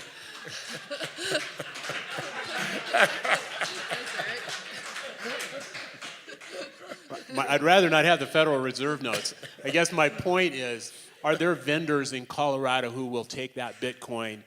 Can we use it on our roads, for example? Or can we use it in human services? Are there areas that we can use that Bitcoin, and let's start to make that jump into crypto currency, and let's be a user of it? All right. Well, I want to keep a promise here and just have maybe like one or two questions from the audience. We have about 6 minutes left, and wrap this up. I've seen that hand right to a question. If you can come up to the mic, gentlemen, that works for you? Yep. All right. So I want to bring this back to cannabis because we're in Colorado, and many years ago I went out and sequenced the cannabis genome and put it public for everyone because I think everyone should have access to this. It has a very big impact on cancer care. 1 in 3 people are going to get cancer. We have a problem in licensing cannabis right now in that we're handing out limited number of licenses to a select group of people. This creates artificial scarcity, expensive licensing. Only rich people can get in. What are you going to do to lift these licenses so that we can have a more even playing field and everyone can get into this exciting marketplace? Great question. It's all about audience participation. Lou, you'll go first on this one. So, and Eric, we are going to disagree on this one, but you're going to have fun with it. And so I wouldn't lift them. And I'll just say that straight out. And I will also say that I am a cancer survivor. So I believe that, and I have friends who have used cannabis to help alleviate their cancer, the pain. So I absolutely understand the benefits of cannabis. It's not a question of that. For me, until we understand how to get the abuses under better control, I would not be open to loosening the reins up. I think we need to get better control. I think the Marijuana Enforcement Division is working on that. Every year the state is reevaluating our rules and what we can do to make it better. But I think that's a process that has to take time. Thank you. I would lift it. Straight up, I would lift it. Okay? Look, I'm sorry, what did you say? I would lift it. Lift I it. would lift it. Look, to your point, we want to make sure that no one's getting left out of this. And that's what the whole theme of my campaign is, outward and inward, to make sure no one's getting left behind. I want to take everyone along for the ride in this great state economy here in Colorado. Thank you. I apologize. We do have 2-minute closing statements. So I don't think we're going to have enough time to have another audience question hesitantly. So we'll finish our 2-minute closing statements from our gentlemen on the stage. So who would go first on this? Since Lou went first at the beginning, we'll go ahead and have you go first at the end as well. Okay, great. So I want to thank you very much first for the opportunity, for the forum. Thank you for the tough questions. I knew when cannabis came up, I'm like, oh boy, that's going to be fun. So However, I think it's important, as we brought up, this is Colorado, this is a huge issue in our state. I think where we're going with cryptocurrency, with blockchain, I think that is fantastic. I think we have a huge opportunity to be in the forefront of something exciting. I am running for governor. I have 30 years on the IT background, 30 years in computers, and I was in computer networking, I like to say, before Al Gore invented the internet. So I get technology and I understand the infancy and the growth and the growing pains of it. I am excited to take the experience I have as a county commissioner getting things done. For me, it's not just about plans. I can actually sit down with you and point out what I've actually done to make government more efficient, more operational, work on less money, and get things done. It's not a plan, it's actually a track record. I'm Lou Gaiter. You can check me out on my website. It's Lou, L-E-W, the number 4U.com. It actually links to lougaiter.com, but if you remember, lou4u.com. Thank you very much for your time. Thank you so much. Erik. I want to thank the panel. Thank you, Governor Ventura. I actually kind of fanboyed out watching you, Hulk Hogan, and Junkyard Dog, and the rest of the company back in the day. Thank you. I appreciate it being here. Listen, I'm not running for governor to add to my resume on trying to get the next job from elected, office to the next elective office. Even though I have great government experience, I'm a visionary. Just the same way I built my company, my24hournews.com Inc. I'm a visionary. And from the same humble beginnings that I grew up in, that is the mentality that I have for the vision of Colorado. As a poor kid coming out of a housing project, I dreamt big. And I'm going to dream big for Colorado because we need you. And thank you for participating in this conference. But we need your ideas and we need your support. I want to work with the next innovators so we can move our state forward. So I appreciate your consideration. I appreciate your consideration for your vote. And let's do it together because this is a team effort. And I want to work with everyone here to move our great state forward and beyond. Thank you. And finally, a brief 30 seconds closing from our co-moderators, Erik Vorhees. Thank you, gentlemen. Yeah, thank you both for joining us today. Just a quick closing remark. If either of you become governor, one of the biggest battles that you may have to face is over questions of financial privacy and sovereignty of individuals over their money and over their commercial transactions, and indeed over the very currency unit that citizens of this country choose to use. So that's a deep issue, and I would request simply that you keep an open mind to it, and if you'd ever like about these issues, my door is always open. Thank you. Jesse. I'd just like to say thank you. It was an honor to participate. I'm usually on, all my memories were in your chair. So it was fun for me to sit in this chair, and good luck to both of you. As I said before, I love the state of Colorado now because this is a state of courage. And whenever I come here, I get a sense of freedom that I don't feel in a lot of other places around this country. Thank you, gentlemen. Good luck.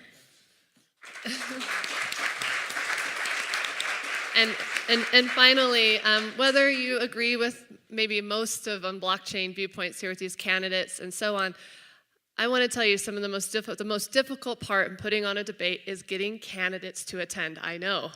I've done it in 08, 12, 16 on a presidential level. So we initially had 10 candidates confirmed, 5 candidates confirmed. These are the men who have set themselves apart, I feel, from the rest of the Colorado gubernatorial candidates here in Colorado. So I want to thank you so much. Opening the debates is so important and having that engagement and conversation across the spectrum. So again, thank you for being a part of this just accountable, beautiful cause and expressing your viewpoints. I look forward to seeing you in November. And thank you for the audience and Nexus Earth for making this a reality. And really appreciate John Hazel, the whole team here for making this happen. Thanks again, Terry, everyone. All right, thank you. Thank you very much. I love seeing democracy in action and getting people to think about different ideas. And now we've got some wonderful new options with the new developments that are happening with Nexus, 3D dimensional. This blows my mind away. And to have a better explanation and get some Q&A on this, we've got Kier Rieg helping us on this. Kier, come on up, sir. We're looking forward to hearing what you got to say.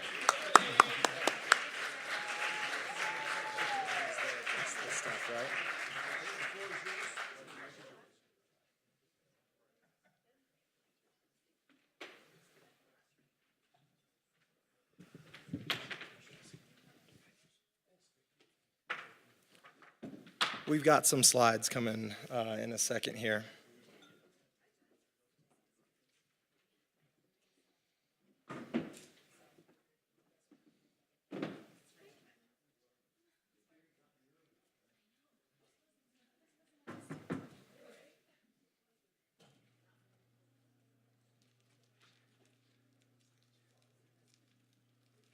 Everybody having fun at the conference? Kind of interesting, huh? Eclectic group of speakers.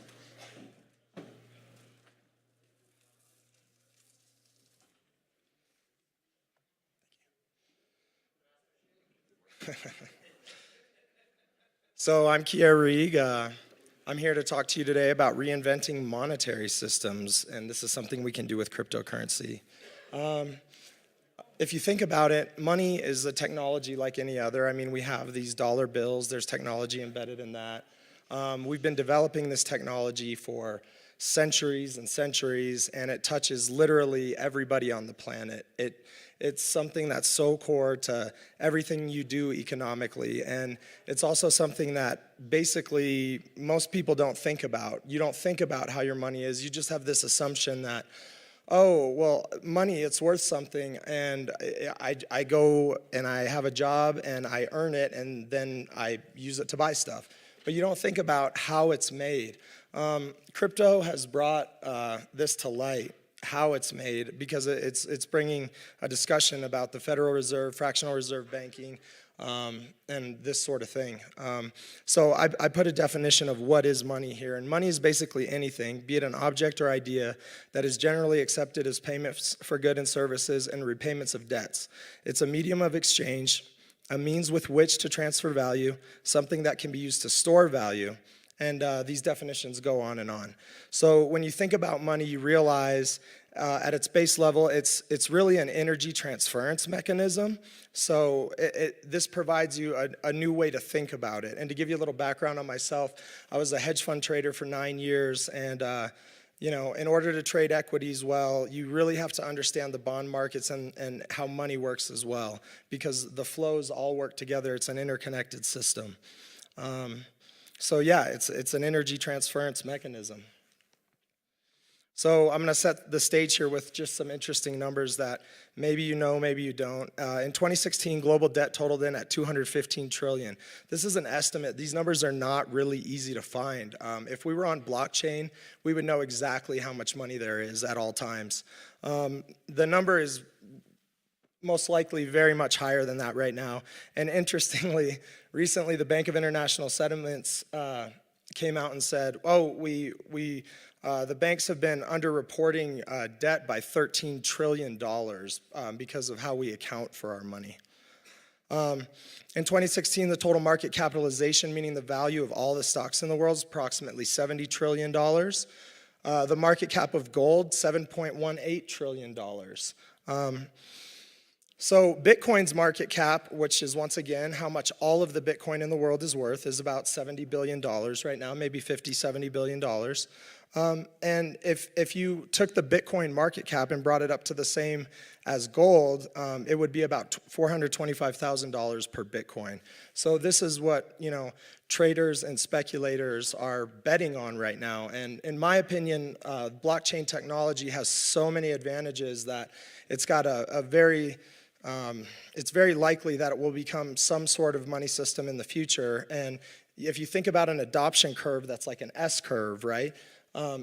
that's basically what the price curve will do over time. So you'll have a lot of oscillations up and down, but it will follow that S curve over time. So as adoption increases, you could imagine the whole market for cryptocurrencies being worth trillions and trillions of dollars.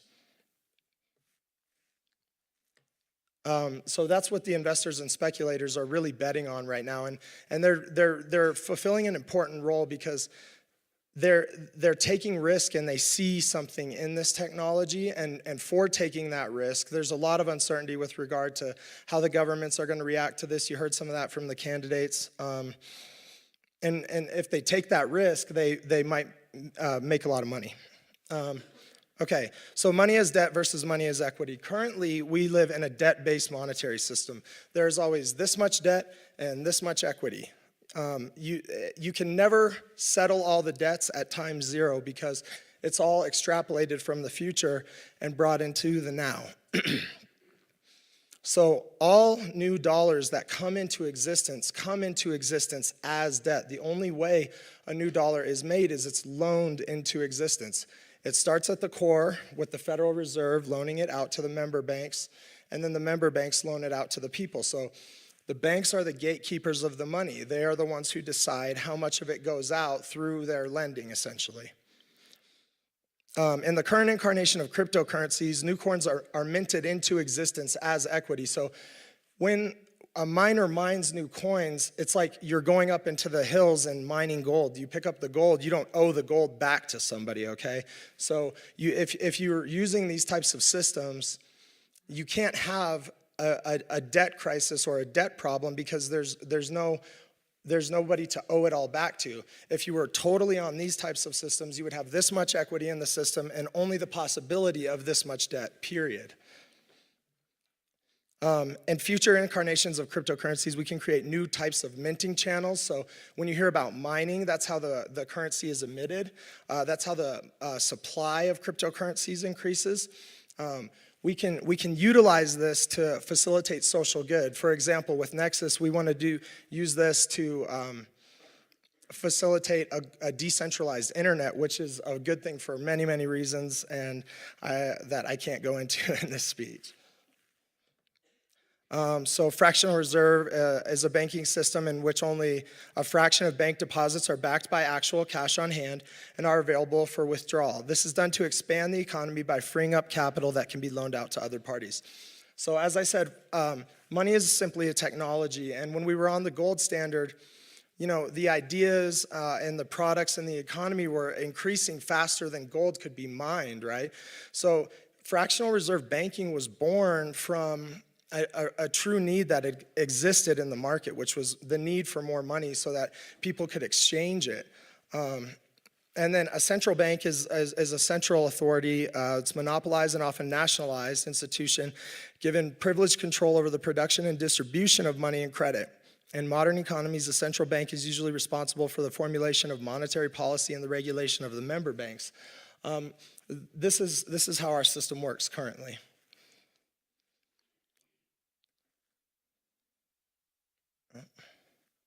And I'm stuck on this slide.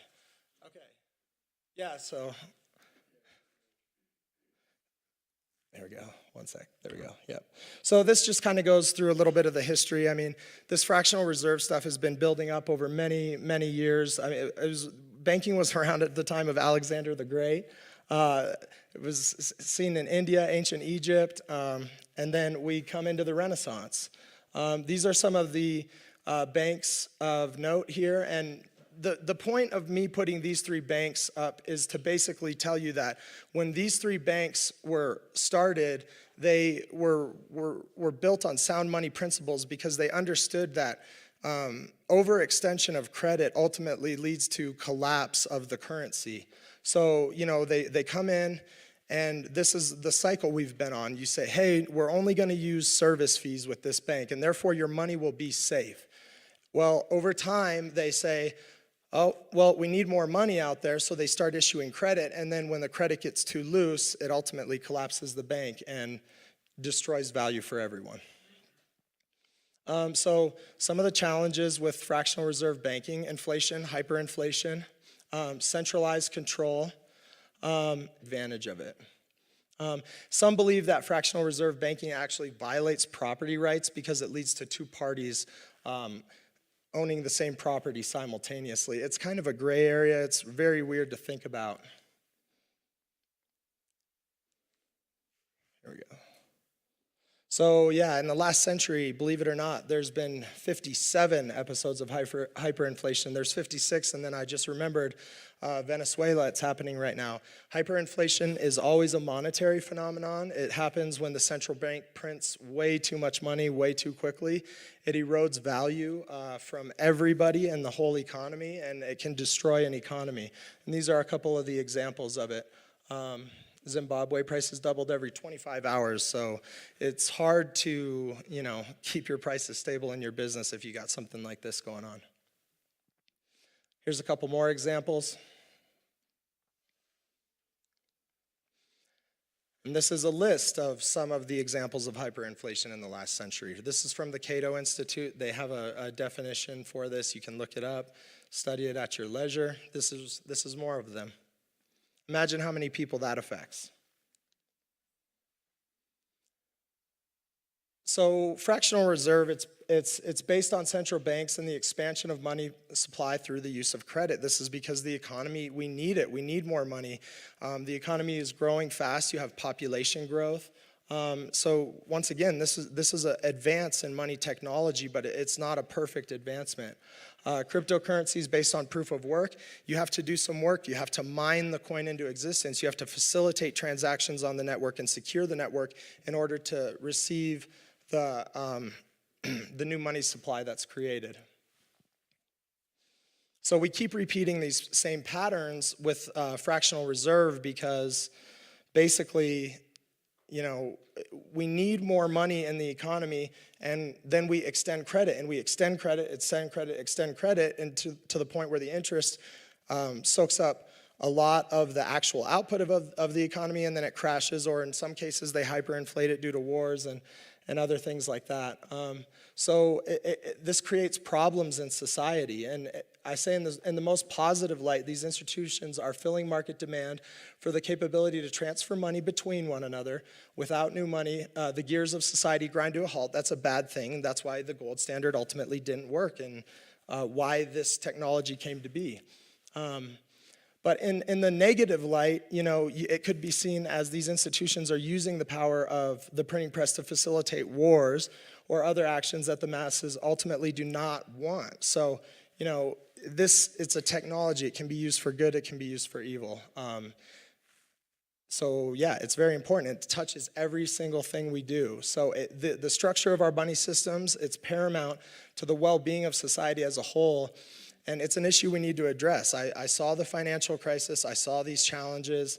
I learned about cryptocurrency, and I'm thinking, wow, this is a real solution. This is something that can really change a lot of people's lives, whether they know it or not. And, to be honest, if we go down this road and you switch over to cryptocurrencies, from the most user standpoint, it's kind of like landline phones dying and cell phones coming in. It's like, oh, I just use a cell phone now. Okay, well, that's easy. Well, yeah, but they didn't realize that one industry was totally, being destroyed and another one was growing. So, when you think about switching over money systems, it can be a scary thought, right? Like, oh my gosh, what would happen? But there's examples of dynamic systems, switching over without the average person even really noticing.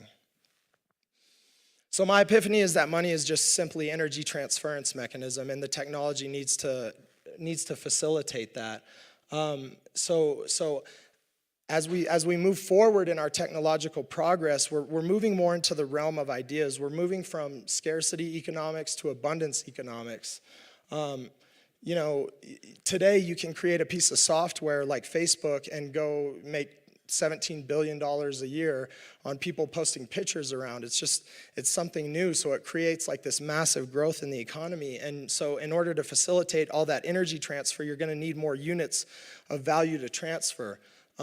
One of the things that Bitcoin does is it has 8 decimal places. So they say, okay, Bitcoin, you're only gonna have 21 million Bitcoins, but it's divisible 100 million times, therefore, they just think that deflation will handle it, going forward into the future.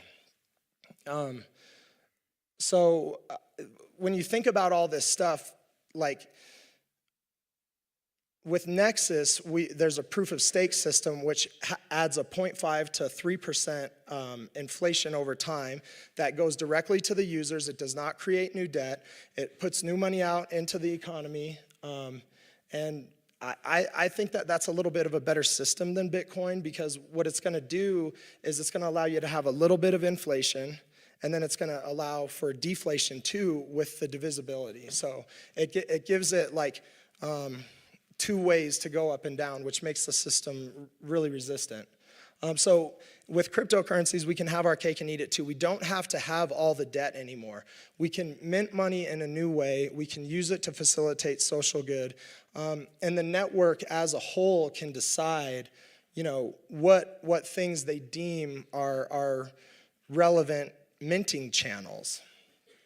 So in other words, what industries we want to promote that serve a social good, and therefore we will all take the inflation, which robs a little bit of us in a sense, but also allows those industries to thrive. So, what can we do with all this stuff? I love this quote. The ones who are crazy enough to think that they can change the world are the ones who do. Well, I'm crazy enough to think I can change the world. And we can do it with cryptocurrency, and that's why I'm here. So there's 2 billion people in the world who are unbanked. Well, we can bank them. All they have to, if they have a computer, if they can go to a library, once we get this network and the interfaces up and running fully, they will be able to hop on and they will be banked. There's no way they can be turned down because there is no central authority. They can go download the software just like anybody else. There's a couple of interesting projects, like Lunar is a blockchain project that's building a decentralized Wikipedia. And so basically they have a coin, and then the idea here is the users go on and they put the content up, and if the content is voted higher by the network, they will in return receive these Lunar coins, and then the Lunar coins trade against Bitcoin in a free market, and whatever they're worth. So theoretically, you could have a college student there who's making a report on something, and he goes, whoa, I should probably just put this up on Lunar because there's nothing there yet, and now I've made some money. So that's pretty cool. So yeah, there's creating markets that provide a monetary recognition of the various forms of value we all create on the internet. When you make a post on Facebook, that's actually valuable.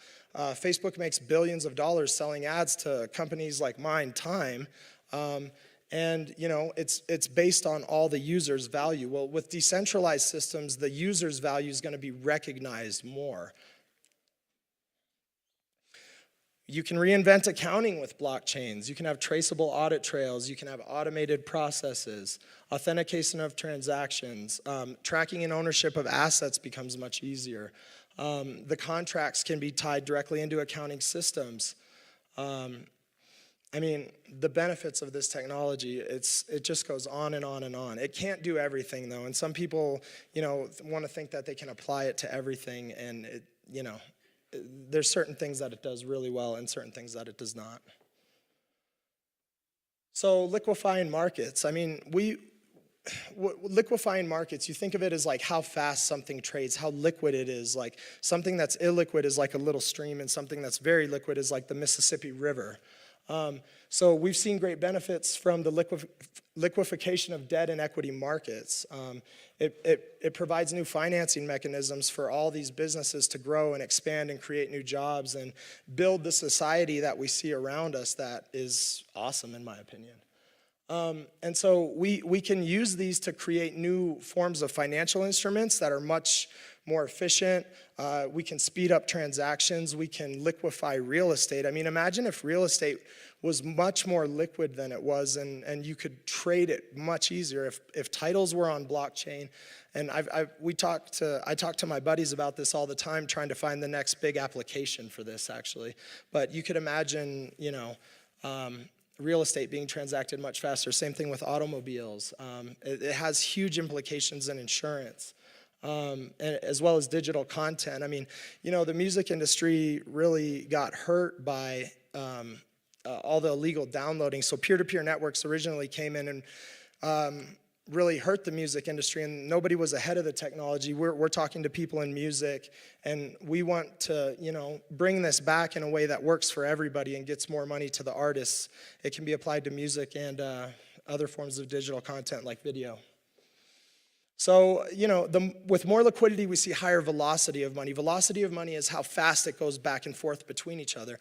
And so it's an energy transference mechanism, and as our technology is raising, our consciousness is raising, the energy transmission is raising as well, and the money systems need to reflect that. And if they don't, we will see, the effects. So reinventing the role of financial intermediaries developed out. So there's all kinds of opportunity in blockchain to build on top of these things, to create new businesses. It's not as cut and dry as some people portray it. Like, you're still gonna have financial institutions, in my opinion, for a myriad of reasons. They're just gonna operate much more efficiently, and hopefully if we can do this right, and everybody can understand that if we get away from money as debt, we won't have all these downstream problems it creates like we saw in the financial crisis. Drudgery in the back office of financial institutions will be drastically reduced. If you trade a stock today, it looks like it's instant on TD Ameritrade, but really the settlement happens T+3, so that's 3 days later. With blockchain, it'd be instantaneous. There's people in the back offices of Wall Street, they spend billions of dollars making sure that when you trade a stock, it's actually going from one person to the next. And it frees up human capital to do more interesting things. Nobody wants to sit there in a back office and do the same rote thing over and over and over. We're all inherently creative beings, and I think when you talk to somebody who really likes their job, ultimately they're doing something creative no matter what the industry is.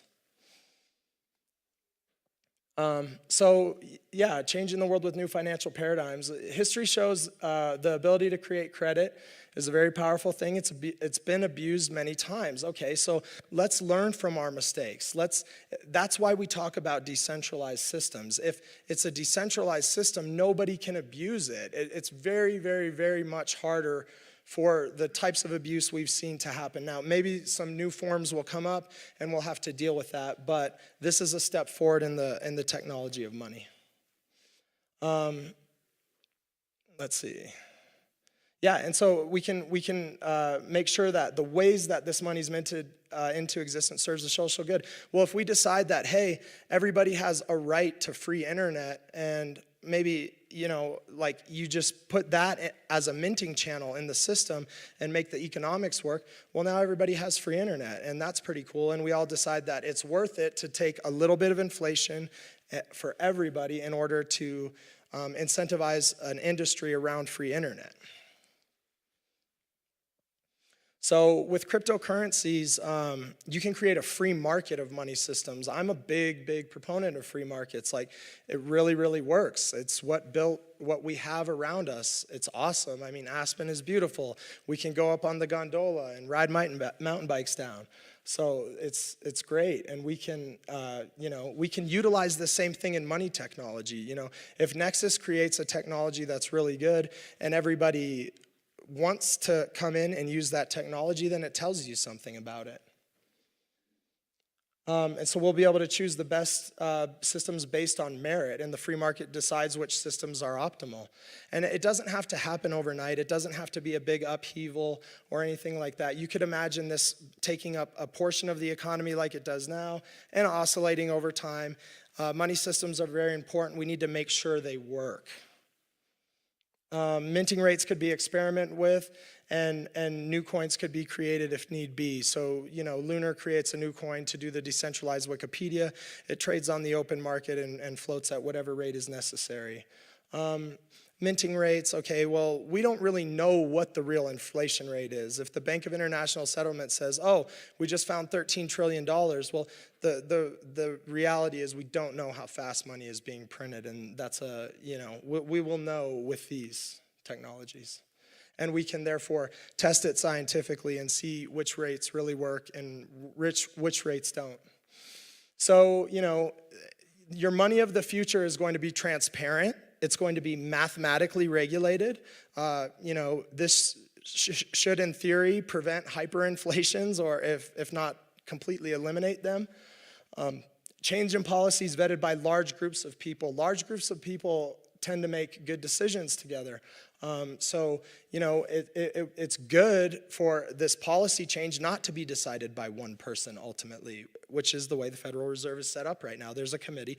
Ultimately, one person holds the power, but I think that this is so important that, it's better if we have multiple minds on it. Highly secure and becoming more and more secure. And it could support critical infrastructure with the minting of it. So, I don't know what more you want in money technology. This is the best stuff I can think about right now. So in comes Nexus. What are we doing to add to this future puzzle? As Colin showed you yesterday, we're doing 3D blockchain technology for unlimited scalability. So this allows us to open up more minting channels like I talked about in the future, and it allows the network to scale up. So the technology he's building leads to growth in the transactional processing power of the system as the node count increases. Multiple minting channels for decentralization. So as he kind of talked about, in mining, you could imagine a way that people could amalgamate more and more power in one of these sectors. And if they have control over certain key aspects of money, it's not a good setup for a money system. What you really want is multiple interested parties, all who have to come to an agreement on something, and then you're going to end up with, something that reflects the true wants and desires of the whole system itself. Advanced cryptography. This, it provides quantum resistance, the signature chains. It's more secure. That it's an advance in the money technology. Scripting engines for contracts, another advance in the money technology, reduces drudgery in the back office. And most importantly, it's built on solid principles, and that's the principles that I'm up here talking about. We really want to do the right thing for people and move this technology forward in a way that benefits everybody. And if the free market decides that this technology is worth something, then we'll see that. So, yeah, that's pretty much it.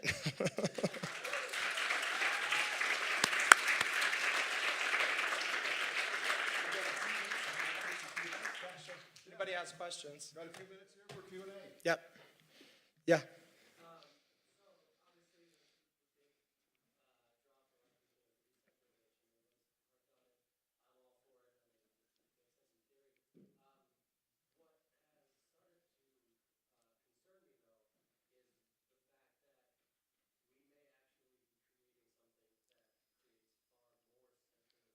Exactly.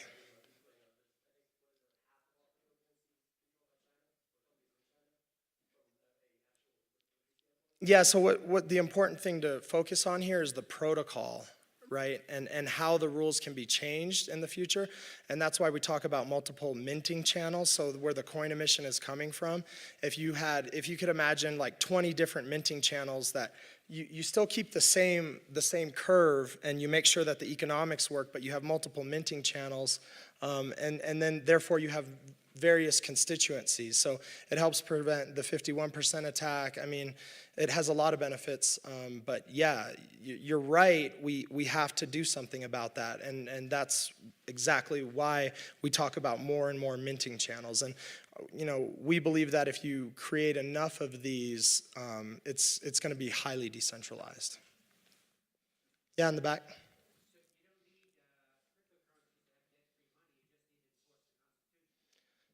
Right, yeah, he said you don't need cryptocurrencies to have debt-free money, you just have to enforce the Constitution. He's absolutely right.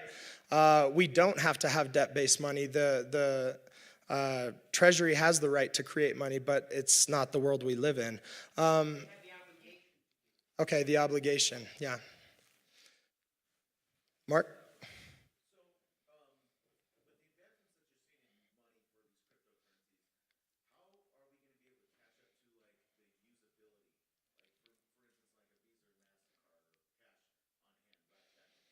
Yeah, I think like Yeah, he said it's a question about usability. How do we catch up to Visa or MasterCard? How do we make it simple and easy to use?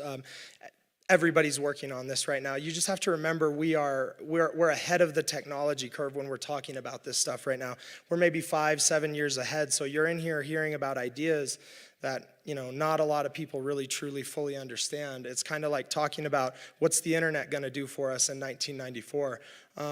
Yes, we are working on it. Multiple people are working on it. And I think as people develop new business models around this, that's where you could see a need for new financial intermediaries, right? Like we take a small little fee for, having the best wallet on the market or something like that.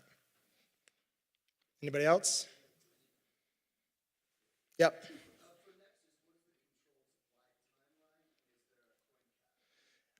So the supply curve, I forget exactly what the timeline is, but it's kind of like Bitcoin. It goes up to about 78 million, and then it curves off. Colin actually has a really cool graph of this that we're going to put on the website.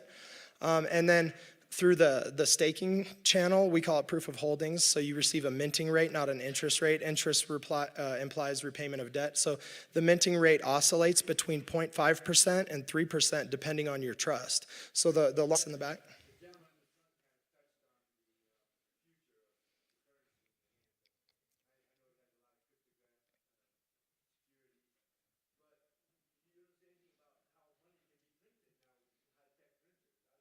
Oh yeah, so the question is how can the money be printed with this technology?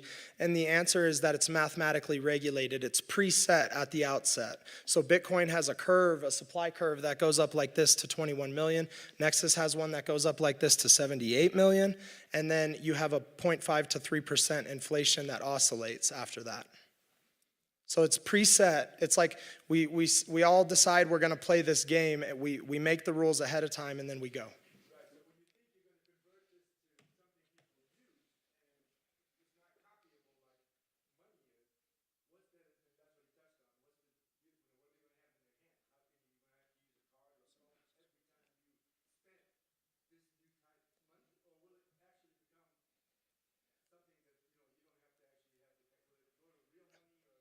You could make physical representations of cryptocurrencies. There's possibilities there, is the answer.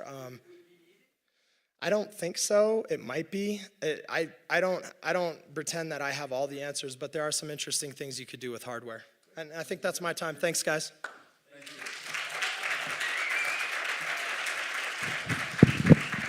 All right. And while our next speaker is getting set up, I want to mention a few things to you as we continue through this. We love your energy. We love the questions that we're getting from you, and we encourage that. We want this to be a really profound time of learning and expanding your mind as you're here. And our next speaker right here is a guy I've been able to get to know and talk to, and he has some great ideas. His name is David North. He's the CEO of Sedgwick Insurance. And by the way, those of you that are talking, please continue your conversation outside.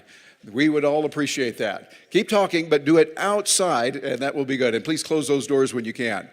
But as he and I were talking before, I like to do this with all the speakers. Find out a little bit about what they're talking about. He's working with insurance. He knows that. He's been doing it for 21 years. And now he sees blockchain as a wonderful way to transform business. Today, he's going to share his insights into that, and it's something that we can all use, even if we're not directly in the insurance industry. We all use insurance, and we can learn and apply this in other areas. So I want you to join me in welcoming a wonderful guy, David North, with Sedgwick Insurance.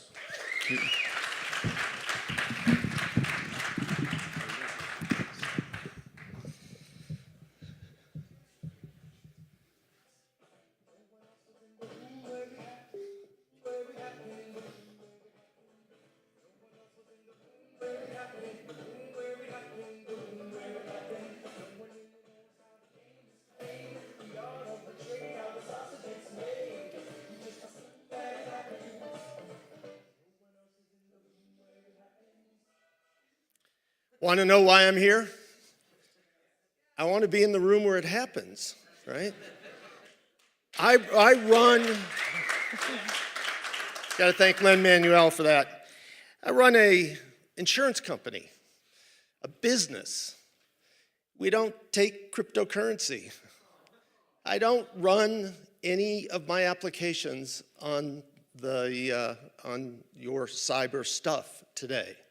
But I want to talk to you about why I care about being in this room, why people like me should care about being in this room. This is where I get my news. This is it's made from a tree. Some of you don't recognize this. It's a paper, and it's printed, and they sell this in stands. And this is the paper that I read. This is from the last 3 days. This is why I should care what's going on in this room. Here's the front page of one of them. And this is about being cyber breached of Equifax.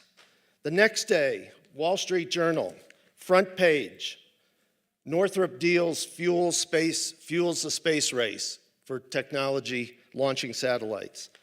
The next day, what should Bitcoin actually be worth? The next day, Trump takes aim at oh no, that's not your fault, right? Yeah, see, stuff we don't understand, old guys like me, we just assume it's all your fault anyways and that you put Trump in office, but okay, we'll let that go. I want to tell you a little bit about my business because I think it matters to why I care about your business. And I describe it this way. 20,365. 20,365.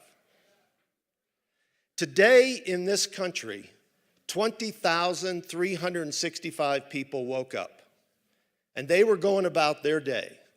They were going to go to work or go to school or come to a conference or do whatever they were going to do. And sometime today, each of those 20,365 people, something is going to happen to them. They're going to get in a car accident. Their house is going to catch on fire. They're going to get injured at work. They're going to find out they're pregnant, or they're going to find out they have cancer. And by the end of today, each of those 20,365 people are going to talk to somebody at my company, and they're going to tell them it's going to be okay. That the promises that were made with an insurance policy for the day that came today are going to be made. Those promises are going to be made. And that's what we do for a living. There's other ways. And think about this from the insurance industry. I'm going to read you a paragraph. Insurance is a contract between an insurance company and insured, either an entity or an individual. The insured must have an insurable interest to protect, and the insurer agrees to indemnify the insured for the covered loss. Coverage is based upon the terms of the contract, definitions of those terms, application limitations, and exclusions to coverage. The insurer owes a duty of utmost good faith, but assumes the application is opaque, complete, and subject to verification. Now, I've only been here for a couple of days, but you tell me, does that sound like something that a smart contract could fix and make better? By the way, just so you don't think the insurance industry is a large, lethargic, bureaucratic institution, I sent a text at 7:57 a.m. yesterday to one of our lawyers to ask for that short paragraph, to tell me that I could read to you about what insurance is all about. He replied very quickly at 9:29 a.m. with the following. I have to read you this quote. I will have something for you by the close of business on Monday. In the world of business, a request on Friday morning with an answer on Monday, close of business, is responsive. That didn't quite work for what I was trying to do here. So I shared with him another concept in business. It's called an org chart. And I reiterated my request to him, and 27 minutes later, I had the paragraph that I just read to you. So sometimes it works. Anyways, so I've struggled a little bit when my friends asked me to come here and talk with you for a few minutes about insurance and business and how this could all affect what we do. And I'm not a technologist, and I'm not a social scientist. I'm not a financial guru about cryptocurrency, but I do realize that technology and the movement of technology is changing the world completely. I would say to you, even in this room, that blockchain is not the thing, but it is the next thing. In my lifetime, I've seen the development of mainframes and laptops and 1981, something called MS-DOS, and the internet, and then the cloud, and now blockchain. The pace of change in our industry is incredible. I look back at what happened in the last election, the most previous election, and if you recall back 8.5 years ago when President Obama was elected, there was a huge buzz about the technology that was going to occur. And I look back, and President Obama at the time, the number of Twitter followers that he had was 118,000. And he had Facebook followers of about 2 million. The big technology thing that occurred when he took office, if you remember, was he had his own personal BlackBerry. And he texted people himself. And the world was going, oh my God, the president is going to use technology directly. He's going to send text. And they ultimately ended up with the president giving up his BlackBerry, and he did not text the rest of his presidency. Trump won the election, and he had 38.8 million followers on Twitter. There's no sign in sight that he's going to stop with his texts. There's a concept in business that has been around for a while. A guy by the name of Michael Hammer from MIT is sort of attributed with it in 2010. And the concept is very simple. It's better, faster, cheaper. And in the earliest days of my business career, we talked about better, faster, cheaper. And it was a very simple concept. You just had to pick two, and you could start a business. If you were better and faster, you didn't have to be cheaper because people would pay for it. And if you were faster and better, you could be very expensive. You could see you could apply either of those. And if you had high quality and you were very expensive, you could be slow. People will wait for it. And the world was very tolerant of those three. That you actually could maybe get all three. You could be better, faster, and cheaper than your competition. And certainly you had to say you could. And then the era of technology came. And when technology started to take over the business environment and we started adopting it across the board, where speed and innovation were the fundamental elements of what we were doing in business, we realized we had to be all three. We had to be better, faster, and cheaper. And in the blockchain world, what I'm learning is the blockchain probably adds a third dimension to it, a dimension of culture, a generational issue of the way you talk about the technology. The stuff you are messing with matters to me. It doesn't matter to me because it's cooler, or because it's free, or because you might have a social experiment to change the way the world operates. It matters to me because I think your technology could take my company out. It could take my company out if I don't pay attention. Blockchain is not just technology.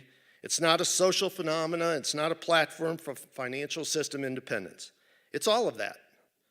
If it were just technology, if it were just one more cyber-proof or better cyber platforms for us to run our business, I wouldn't be here. It wouldn't be on the CEO's desk. I would have had a technology guy here, and we'd be paying attention, and we would adopt some of it, and we'd buy the code and make some programs, but it's more than that. I think the blockchain is slang for a movement embodying a way of thinking that the status quo is nowhere near good enough. That better, faster, cheaper really means best, fastest, and free. You want the blockchain and cyber cryptocurrency to change business? It probably doesn't start with killing CEOs of major banks, shutting down the Fed, and stopping all government regulation. The pace of change is fast, but there's an evolution to change, even if it starts with a revolution. Change does involve human behavior. This fourth dimension, this cultural aspect to the technology that you're bringing to the world, at least for now, matters in how it plays out to human beings. The disruption caused by technology doesn't generally mean that the underlying thing will go away. It may disintermediate it. It may accelerate it. It may increase its efficiency. It may improve its effectiveness. But the concept of applying to technology to business still means the something is still there. And if that is still there, someone has to adopt the new process and someone has to agree to use it. You are smarter and you are faster than we are. You are also more expensive. You're also not immune from cultural differences. We're learning that your generation thinks and acts differently, and as a result, how we lead has to change. In the 90s, we taught managers a simple thing. You had to know the questions to ask, and you could be a good manager. In the 2000s, things changed, and we realized that leaders had to know the answers to questions, and so leaders provided answers. And now we know that the pace of change is so fast that it's not enough to have the answers to the questions. You have to question the answers. The answer was probably accurate for the question, but not correct enough to take action with, because the question would have been formed in a different time now versus then. And even if it's now is today, the question was yesterday. So I say to you, even in what you do, don't fall in love with the answer. Fall in love with finding the answers. I'll give you an example for that. We've spent the last 10 years, for the most part in business, trying to understand one thing or more about millennials. And one of them was this concept of working at home. And it became all of the rage in business. So we really studied it. And we had lawyers and human resource people and managers and productivity people all trying to figure out work at home. And we figured it out. It's available all over the country now. And we ended up with the answer to the question of how to work at home. And then we realized something. You didn't want to work at home. You wanted a home environment at work. You wanted a place to come be social, but a cool place, a place that was more comfortable, not the offices that I sat in, not the cubes that I built for 50 years, but you wanted a social environment at work. We didn't question the answer. We were so focused on getting an answer to the question. So don't fall in love with the answer. Fall in love with finding the answers. I'm going to give you a quick example, a couple things in insurance of how blockchain might actually apply. So this an area that we're all involved in and we all participate in, and it's called an automobile insurance policy. And if you went to buy a car anytime recently, you know that one of the things that you have to do before you can actually buy the car is prove that you have insurance to buy the car that you don't yet own. You've got to prove you have insurance. And then before you even leave the dealership, we try to sell you some other things. We sell you extended warranties and tire insurance and paint and chip insurance, glass coverage, emergency roadside coverage. When you get home, we send you a policy and it's got collision and comprehensive and liability and uninsured motorists and medical payments and rental coverage. And oh, by the way, if you're under 25, it doesn't matter because you try to rent a car, we're not going to rent you one anyways because we don't trust you. And then we send you the policy, and we send you a proof of insurance card, and we send you an accident reporting card, and we probably send you an addendum, and then we send you an invoice. And oh yeah, we sent them all in paper through the US mail to you. If you have an accident, we tell you to do this. Immediately call the police so that they can document what actually happened on paper. And we ask you, because we understand technology, to take out your phone and take a picture of the damage of the other car, because we don't trust the insurance or the police report that we ask you to get. And then we ask you to write down the driver's license number of the other driver, because we don't trust that the police would have written it down accurately on the form we asked you to get. And then when you call the adjuster, we tell you to go what repair service to go to, and they figure out how much it's going to be, and then we send an adjuster out to the place where we told you to take the car to see if we agree with the estimate from the people we told you to take it to in the first place. And then you take several months to get your car finished, and then they send the report in, and then we question the report of the place that we told you to take the car to, and then we send them probably 3 checks. Now, you get it. I don't know how long it would take us to figure out that that process is whacked.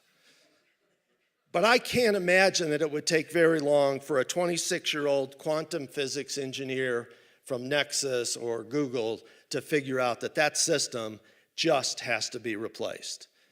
And the blockchain and a lot of the technology and thinking that you have would fundamentally change something that every single person in this country touches at some time, which is automobile insurance.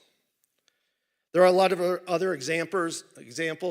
Cedric's involved in a process right now with Google.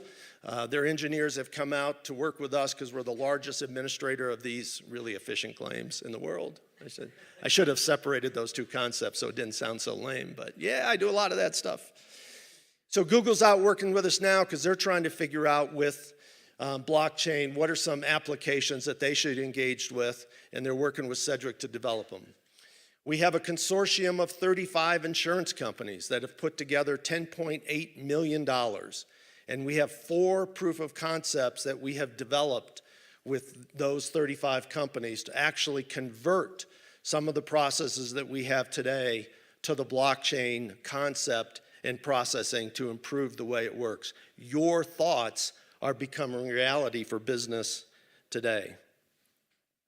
I do want to take a moment to highlight what well may be one of the biggest obstacles that the Internet of Things and the digital transformation and all that includes Nexus is going to face. 1/4 of our citizens in this country do not have access to the web.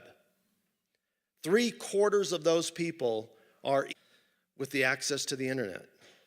It's not an issue whether someone has access to cryptocurrency or can transact commerce. It's more basic than that. Not long ago, when our kids went to school, they were all equal when they left. They had a book, and they had a pen, and they had a paper, and they had access to a library, and they could do their homework. And they would go about that, and the better would rise. Today, with 1/4 of our country not having access to the Internet, we are creating a separation, a digital literacy issue in this country that disadvantages by design, by effect, 1/4 of the population because they just can't do their homework the way the kids who have access to the Internet can.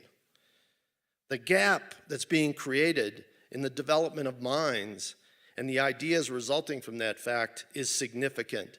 And it's a digital divide that as we create these technologies and these conversations, we can't forget that they don't exist if the society does not have access to the Internet.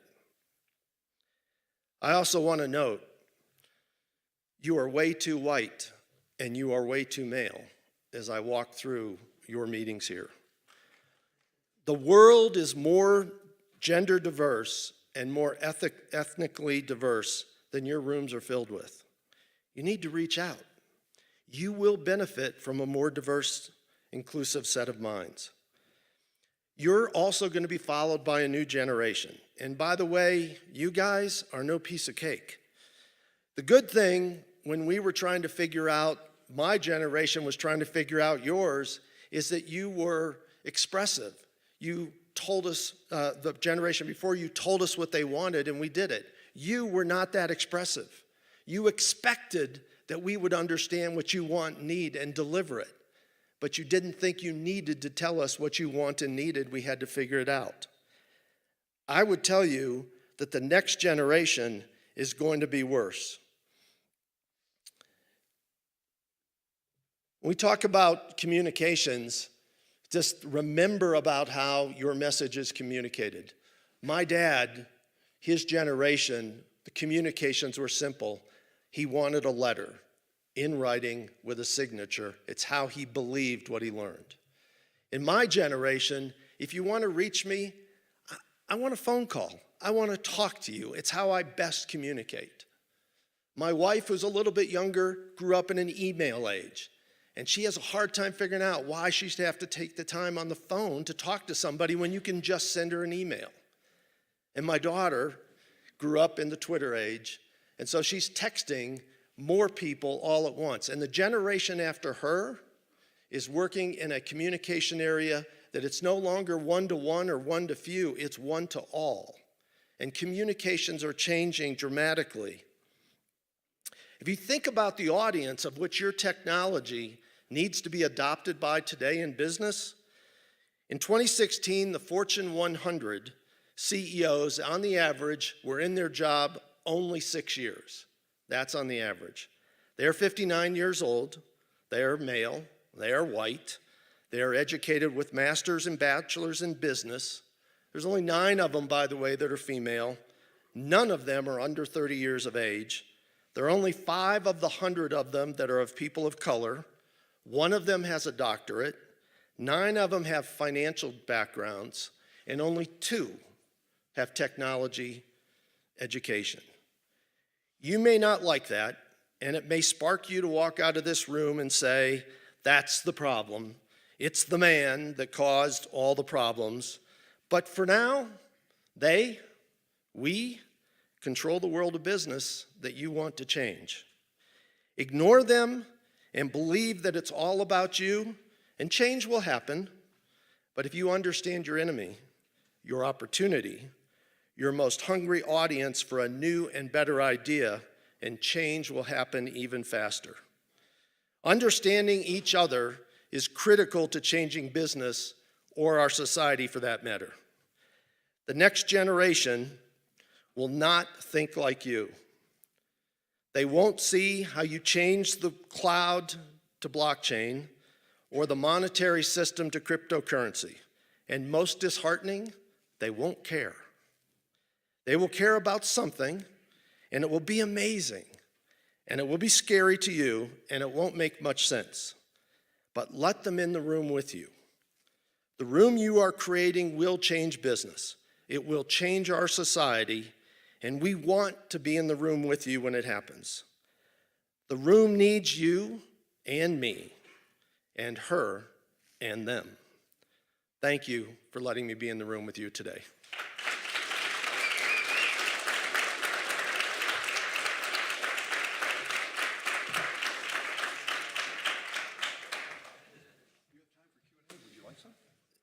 I sat through the Q&A sessions and some of those other sessions. Hell no, I don't have time for questions. What do you think, I'm nuts?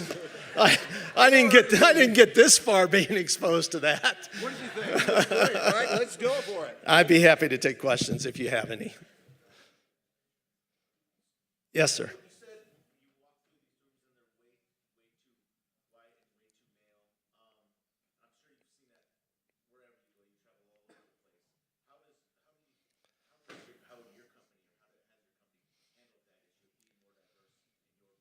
Yeah, so the question is that I walked through the rooms and made the observation of being that the rooms were too white and male, and that I've probably seen that in our business and industry in general, and absolutely that's the case. In our business, in the insurance industry is a little bit different than general industry. We're 73% female, 36% minorities, 51% of our colleagues are single, 26% of our single colleagues are single parents. So when you have an organization that is that heavily concentrated, you pay a little bit more attention because that's how you run your business. But generally, I would say that those Fortune 100 folks, the people like me that are out there, this issue is very much, we understand it. And it's not a moral issue. I actually don't care personally whether you care about diversity or gender equality. That's a personal issue for you, and you are entitled to that right. But when you come into my company, it matters to our business. And I was only suggesting that in your business, it matters a lot. If we don't have 51% of the population, which are the women, represented in the room, we are missing 51% of the most brilliant, innovative ideas. And you can choose to ignore them if you want, but if you don't have them in the room, you don't have an opportunity to think inclusively about it. And so it's something we have to work hard at, And I'm not being critical of you, I'm critical of everyone, just because I think that's what we need to do in our society. Yes?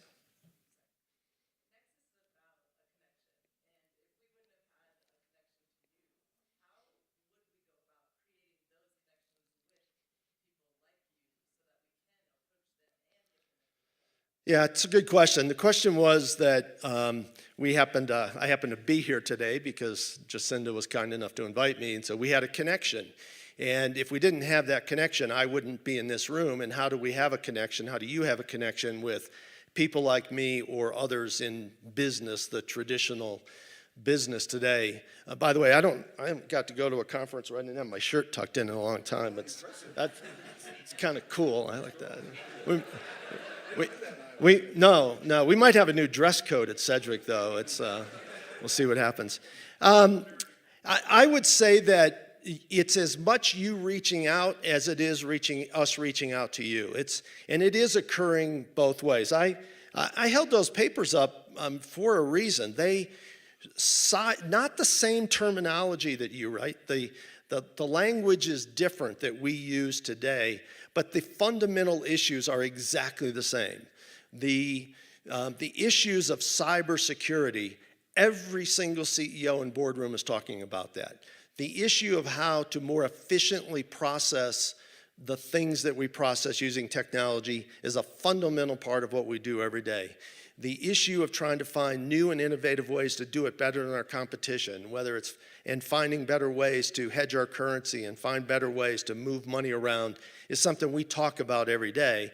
So as you evolve and as you do conferences like Nexus Earth, I think you find companies like us looking for you as much as I would encourage you to look for us and come to our agendas. You'll have to tuck your shirt in, but come to our conferences and talk about it as well. Yes, sir.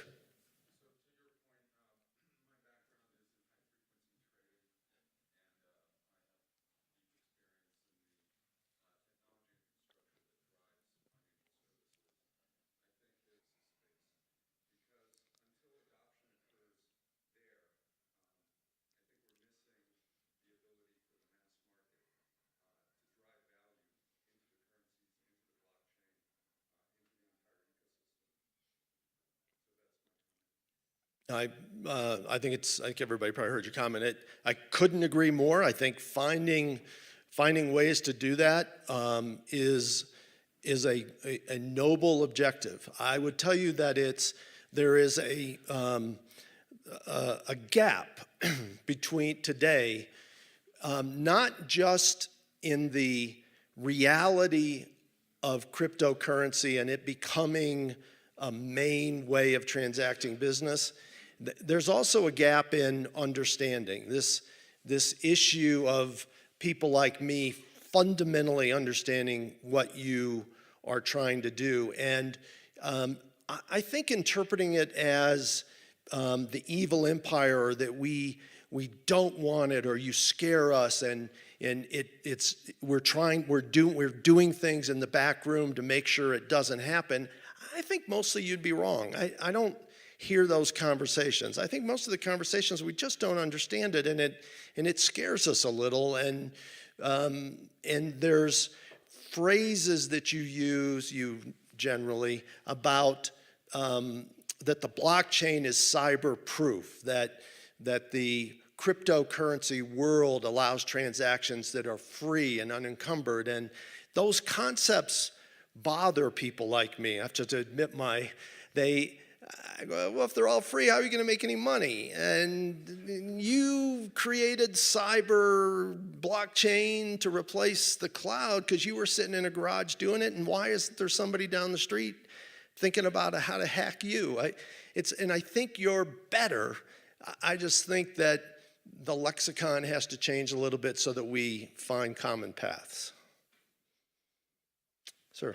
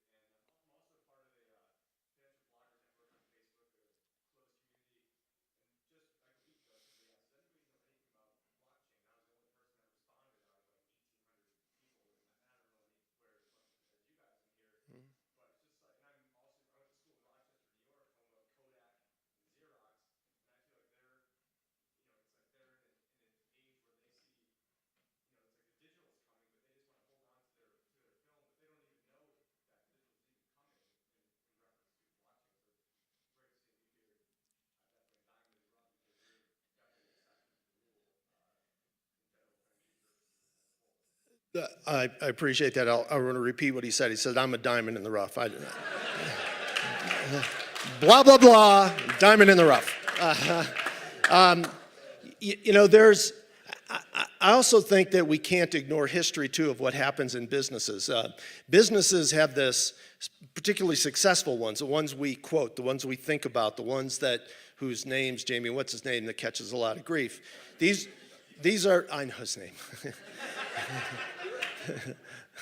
So these companies work really hard to build and get successful, just like you are doing.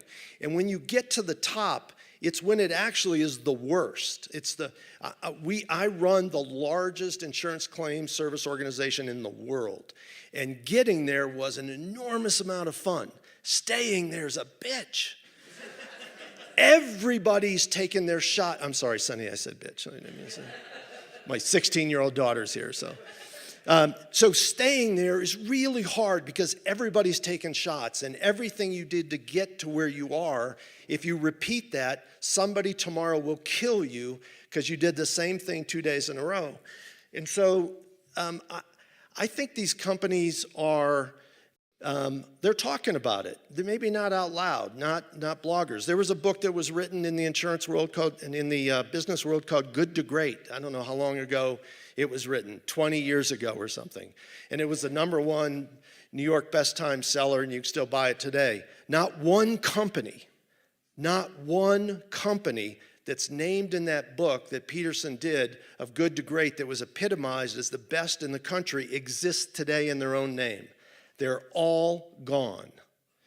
And so businesses are not trying to be obsolete, but they're trying to stay where they are. And we are, and I don't know how better to say this to you. You don't scare us, you just scare us a little. You don't scare us like I'm going to do everything in my power to make sure that cryptocurrency never exists. I'm going to keep running my business really hard because I got a lot of people attacking me, and I got to learn about you and 16 other things. And, I promise you, I would not be here. That logo would not be here. I would not have written that check if I didn't think you had something. And I think I have a lot of peers that feel the same way. But it's going to evolve. It's not going to occur as a revolution. It's just not going to happen. But I think it's going to happen. I think for some of us, it's going to happen sooner rather than later, and we're going to win, and we're going to stay on top. Yeah. Sure.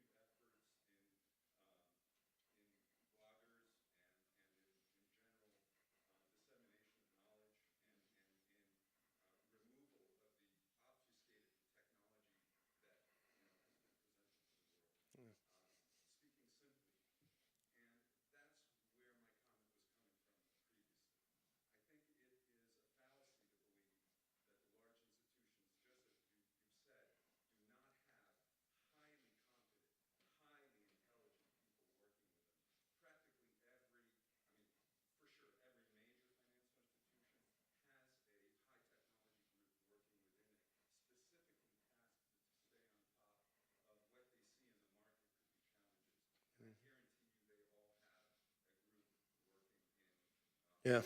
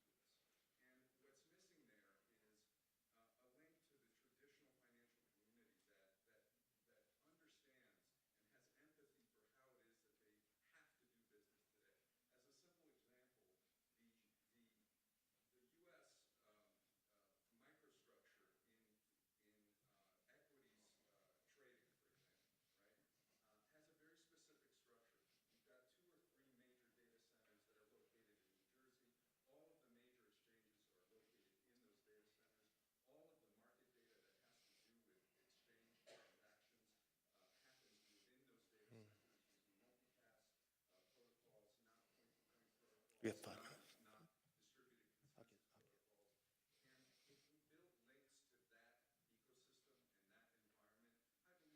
Yeah, I think that's what Jacinda was talking about too, about where we have to reach out to each other, and an observation of just one thing as well. I would be, it's easier for me as one person if blockchain and Bitcoin or cryptocurrency were not always linked in the conversation, because some of us get confused as to whether Bitcoin is really the only reason for the blockchain. And I would tell you today, at least in the non-financial institutions, because I'm not part of that, I can't speak to that, the blockchain is seen as an extremely powerful concept that we are now trying to understand.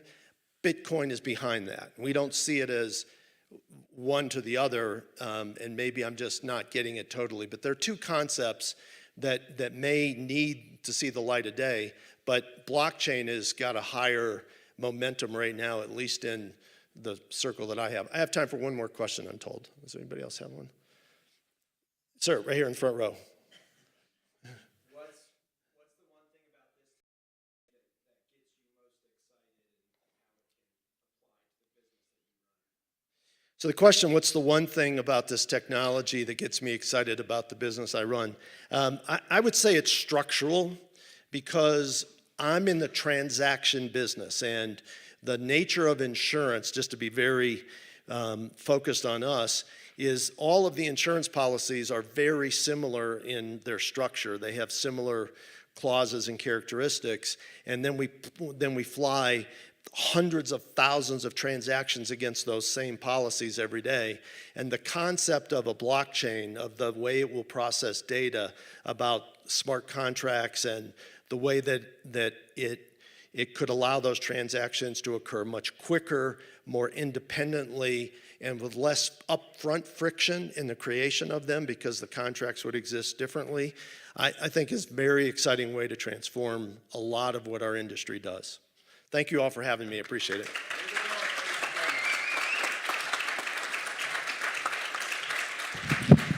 All right, David, thank you. Excellent job.